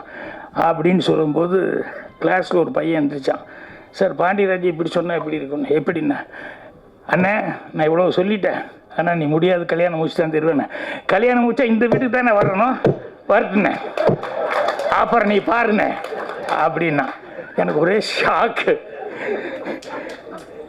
இந்த டைலாக் காட்டு லிவிங்ஸ்டன் இது வரைக்கும் இவ்வளோ தெனாவட்டா பேசினா, டேய் என்ன சொன்ன, இல்லை இந்த வீட்டுக்கு தானே வரட்டும் அப்புறம் பாரு அப்படின்னா. அதுக்கப்புறம் அவன் அப்படியே யோசிக்க ஆரம்பிச்சிட்டான்னு. இப்போ நான் என்னன்னா இதை வந்து இது எனக்கு தோணவே இல்லை. இவன் கேட்குறான்னு சொல்லிட்டு இருந்தேன். அவன் முன்னாள் உட்காந்துருந்த வந்துச்சு டக்குன்னு சொன்னான், இது எதுக்கு சொல்ல வந்தேன் அப்படின்னா, நம்ம சினிமா எடுக்கிற நம்ம எழுதுறதை விட நம்ம எடுக்கிறவங்களை விட ஆடியன்ஸ் வந்து இப்போ பயங்கர புத்திசாலித்தனம் ஆகிட்டாங்க. அவங்க பயங்கர கெட்டிக்காரத்தனமாக இருந்துட்டு இருக்காங்க. அதனால் நம்ம தான் கொஞ்சம் யோசனை பண்ணி எடுக்கணும். நம்ம தான் புத்திசாலி அப்படின்னு காடரை தூக்கி விட்டு எல்லாம் பண்ணவே முடியாது. இப்போல்லாம் கஷ்டம். இப்போ எத்தனை கோடிகளை நீ போட்டாலும் ரப்பர் பந்து வந்து எப்படி போடிட்டு இருக்கு பாருங்க. அதே மாதிரி குடும்பஸ்தான ஒரு படம் வந்து அது எப்படி ஓடிட்டு இருக்கு பாரு. ஸோ அதனால் சிறு முதலீட்டு படங்கள், சின்ன படங்கள் அப்படிங்கிறது. ஸோ கோடிகள் இது பண்ணுறதுங்கிறது அல்ல. இன்றைக்கி வரைக்கும் சினிமாவில் நீங்கள் பார்த்துட்டீங்கன்னு சொன்னால், எனக்கு தெரிஞ்சு கல்யாண பரிசுன்னு ஒரு படம், அதில் வந்து சரோஜி தேவியும் ஜெமினி கணேசனும் அவ்வளோ உயிருக்கு உயிராக லவ் பண்ணுவாங்க. அவ்வளோ உயிருக்கு உயிராக லவ் பண்ணும்போது திடீர்னு அவளுக்கு அக்கா இருக்கா விஜயகுமாரி, சரோஜி தேவிக்கு. அவங்க அம்மா ஸ்தானத்துலேருந்து அவங்கள வளர்த்துனவங்க. ஒரு நாள் வந்து சரோஜி தேவிக்கு தெரிய வருது, இல்லை அக்கா வந்து ஜெமினி கணேசனை வந்து ஒரு சைடாக லவ் பண்ணுறாங்க, அவங்க மேலே ரொம்ப பாசத்தை வளர்த்திக்கிட்டாங்க. இவருக்காக இந்த சரோஜி தேவிக்காக அவன் பேசின டைலாக் பூரா தனக்கு பேசுன்னு தான் நினச்சி டெவலப் ஆகிட்டு கடைசியில் இவங்ககிட்ட வந்து சரோஜி தேவிகிட்ட வந்து எனக்கு அவர் ரொம்ப பிடிச்சிருக்கு, என்னை அவரை நான் மனசார விரும்புகிறேன் அப்படின்னு சரோஜி தேவி ஷாக்கு. அம்மா ஸ்தானத்துலேருந்து என்னை வந்து வளர்த்துனவங்க அப்படின்னு ஜெமினி கணேசன்கிட்ட போய் கொஞ்சம் பேசணும். என்னென்ன நீங்கள் தயவுசெய்து எங்கள் அக்காவை கல்யாணம் பண்ணிக்கணும். ஏய் விளையாடு ரெடி, நான் நீ ஒரு நாளாக இவ்வளோ லவ் பண்ணிட்டு இருக்கேன், எங்கெல்லாம் சுற்றி எப்படியெல்லாம் ஜாலியாக இருந்தோம், திடீர்னு போய் அக்காவை கல்யாணம் பண்ணிக்கோன்னு சொல்கிறேன், விளையாடு ரெடின்னு. இல்லைங்க, நீங்கள் அம்மா ஸ்தானத்துலேருந்து என்னை வளர்த்துனவங்க, அதனால் அவளை தான் நீ கல்யாணம் பண்ணி ஆகணும் அப்படின்னு அவர் ஒன்று. ஸோ எவ்வளோ சிக்கலான ஒரு சமாச்சாரம். இது எப்படி சமாதானப்படுத்த முடியும் ஜெமினியை? அதே மாதிரி சித்தின்னு ஒரு படம், அதில் பத்மினி ஜெமினியும் வந்து ரொம்ப சின்சியராக லவ் பண்ணிட்டு இருந்தாங்க. 2 பேரும் உயிருக்கு உயிராக இருக்காங்க. திடீர்னு வந்து பத்மினிக்கு ஒரு சிக்கல். அவங்க வந்து ஒரு 3-4 குழந்தையோடு இருக்க எம்ஆர் ராதா, அந்த வீட்டில் அந்த எம்ஆர் ராதாவை கல்யாணம் பண்ணிட்டா இவங்க வீட்டில் இருக்கிற தம்பி தங்கச்சி இவங்க கடன் பிரச்சனை அது இது மொத்தமாக எல்லாமே சால்வ் ஆகும். ஸோ அந்த குடும்பத்தில் இருக்கிற இந்த 3 குழந்தைகளுக்கும் அம்மா கிடையாது, இவளுடைய ஃபேமிலியும் இதாகி போகும் அப்படின்னு சொல்லி இவங்க வீட்டில் ப்ரெஷர் போட்டு இப்போ வந்து பத்மினி வேறு வழியே இல்லாமல் வந்து எம்ஆர் ராதாவை கல்யாணம் பண்ணிக்கணும் அப்படின்னு சொல்லி ஒரு சூழ்நிலை. இப்போ இவங்க வந்து ஜெமினி கோயிலுக்கு வர சொன்னாங்க. ஜெமினி கோயிலில் வந்து இது அவர் ஏதோ பத்மினி கூப்பிடுது லவர்னு ஒன்று வந்தாங்க. வந்த உடனேயுமே அந்த அம்மா வந்து இப்போ ஜெமினியை ஒத்துக்க வைக்கணும், என்னை மன்னிச்சுக்கோங்க, வேறு வழி இல்லை, நான் காதலெல்லாம் பார்த்துருக்க முடியாது இவங்கள தான் அப்படின்னு. ஸோ அங்கேயும் ஜெமினி ஒத்துக்க வைக்கணும், அது ஒரு கஷ்டமான இடம். இங்கேயும் ஜெமினியை வந்து ஒத்துக்க வைக்கணும், இது ஒரு கஷ்டமான இடம். 2 இடத்துலையுமே அந்த 2 டைரக்டர்களும் ரைட்டர். அவன் பேனா அவனுக்கு விளையாண்டுருக்கும். என்னென்னா ஸ்ரீதர் சார் அதில் வந்து அங்கே டைலாக் போட்டிருப்பார். அந்த சரோஜி தேவி வந்து கேட்பாங்க, இப்போ வந்து எங்கள் அக்கா உயிருக்கு உயிராக உங்களை லவ் பண்ணிடுச்சு அப்படின்னு சொன்னதுக்கப்புறம் வேறு வழியே இல்லை, நான் இனிமேல் உங்களை கல்யாணம் பண்ணுறேன். எங்கள் அக்கா மனசுக்கு எவ்வளோ கஷ்டமாக இருக்கும். அக்கா ஆசைப்படுறது எனக்கு தெரியாமல் இருந்தால் பரவாயில்ல, தெரிஞ்சதுக்கப்புறம் வந்து இப்போ நான் உங்களை எப்படி கல்யாணம் பண்ணிக்க முடியும், அதனால் இந்த காதல் வந்து சரியாக வராது.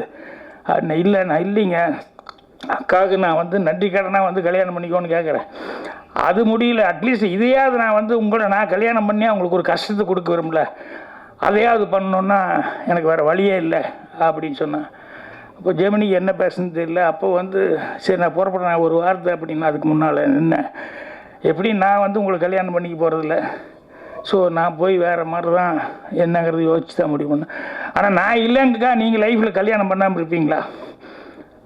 அவர் முழிக்கிறார் ஜெமினி. சொல்லுங்கள், யாராவது ஒரு காலத்தில் 3 முடிச்சு போடணுமில்ல, இல்லை சொல்லுங்கள், எப்படி நீங்களும் வந்து கல்யாணம் இல்லாமல் இருந்துட போகிறீங்க, எனக்கு ஒரு ஒளிவாக்கமாக நீங்களும் கல்யாணம் பண்ணி தானே ஆகணும், சொல்லுங்கள், யாருக்கா ஒரு கழுத்து நீட்டு வா, அவளுக்கு நீங்கள் 3 முடிச்சு போட்டு தானே ஆகணும்னா தலையை ஆட்டுறாரு. அது ஏன் எங்கள் அக்காவாக இருக்கக்கூடாது அப்படிமா. இதை கேட்டோன்னே ஜெமினி ஆடி போயிடுவேன். நான் உண்மையிலேயே லவ் பண்ணேன், என் மேலே உனக்கு பிரியம் இருக்குது அப்படின்னா என்னுடைய வேதனையை புரிஞ்சுக்கிட்டு என்னுடைய தியாகத்தை நீயும் பங்கெடுத்துக்கணும், அதனால் எனக்காக எங்கள் அக்கா கல்யாணம் பண்ணிக்கோ அப்படின்னா வேறு வழியே இல்லாமல் ஜெமினி வந்து விஜயகுமாரியை கல்யாணம் பண்ணிக்குவான். அதே மாதிரி இங்கே கோயிலுக்கு கூப்பிட்டு வந்தோடனே ஜெமினி கிட்ட பத்மினி கேட்பா, எங்கள் பாக்கெட்டில் எவ்வளோ இருக்குது, பாக்கெட்டில் இன்னும் சம்பளமே வரல, ரொம்ப கம்மியாக தான் இருக்குது.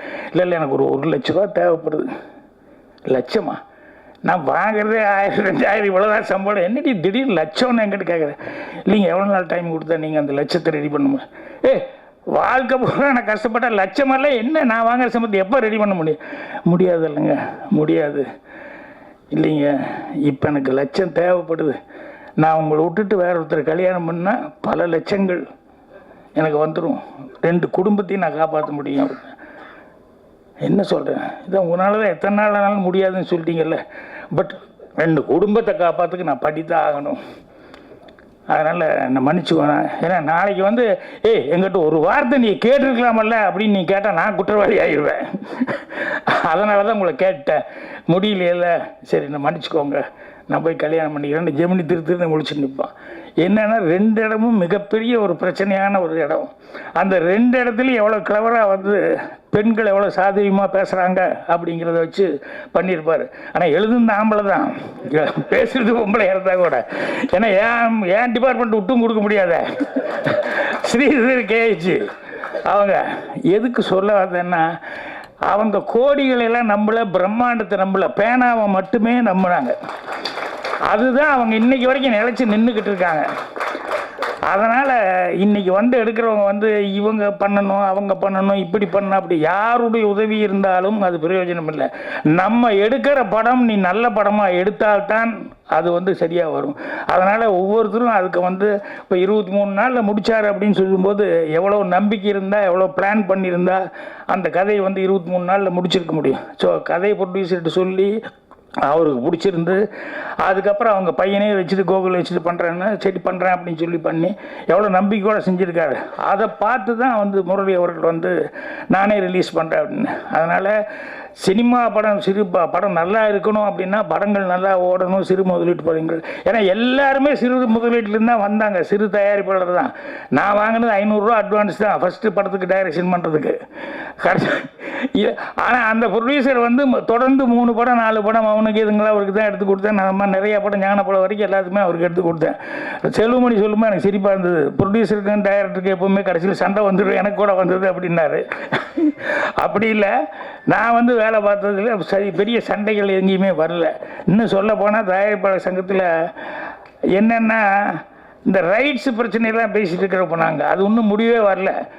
என்னுடைய முதல் படத்துலேயே வந்து எனக்கு படம் ரிலீஸ் ஆகிடுச்சு, மௌனுக்கு இதுங்கெல்லாம் வந்து லேபில் பிரிண்ட் ரெடி ஆகிட்டு இருக்கிறதுக்குள்ளேயே நிறைய பேர் பார்த்துட்டு லேபில் இருக்கிறவங்க மூலமாக சொல்லி என்கிட்ட ரைட்ஸ் வந்து கேட்குறதுக்காக வந்தாங்க. உடனே படம் வந்து ரிலீஸ் ஆச்சுன்னா அது பல சக்ஸஸுக்கும் போது எத்தனையோ லட்சங்களுக்கு போகும். ஆனால் ப்ரொடியூசர் பாக்யராஜ் இப்போவே கேட்குறாங்க, இப்போவே கொடுத்துடலாம் பாக்யராஜ், இப்போவே கொடுத்துடலாம் பாக்யராஜ்னு பயந்துக்கிட்டு அவர். ஏன்னா படம் ரிலீஸுக்கு முன்னாடியே 2 லட்சம் வருது, 3 லட்சம் வருதுன்னா கண்ணுக்கு தெரிஞ்சு லாபம் இல்லையா அப்படின்னு சொல்லி கேட்டார். அப்போவே நான் வந்து அந்த ப்ரொடியூசருக்கு 50% அவருக்கு நான் கொடுத்தேன். ஏன்னா கதை எழுதுன்னு நான் தான், என்கிட்ட வந்து கேட்டாங்க. ஆனால் தயாரிப்பாளர் அவருக்கும் ஒரு 50% இருக்கணும், அவரும் மறுபடியும் படம் எடுக்கணும். படத்தில் வருதோ இல்லையோ அந்த 50% ரைட்ஸ் நம்ம வந்து அவருக்காக நமக்கு காசு கொடுத்து 500 ரூபா அட்வான்ஸ் கொடுத்தா அந்த படத்தையே எடுத்தோம்.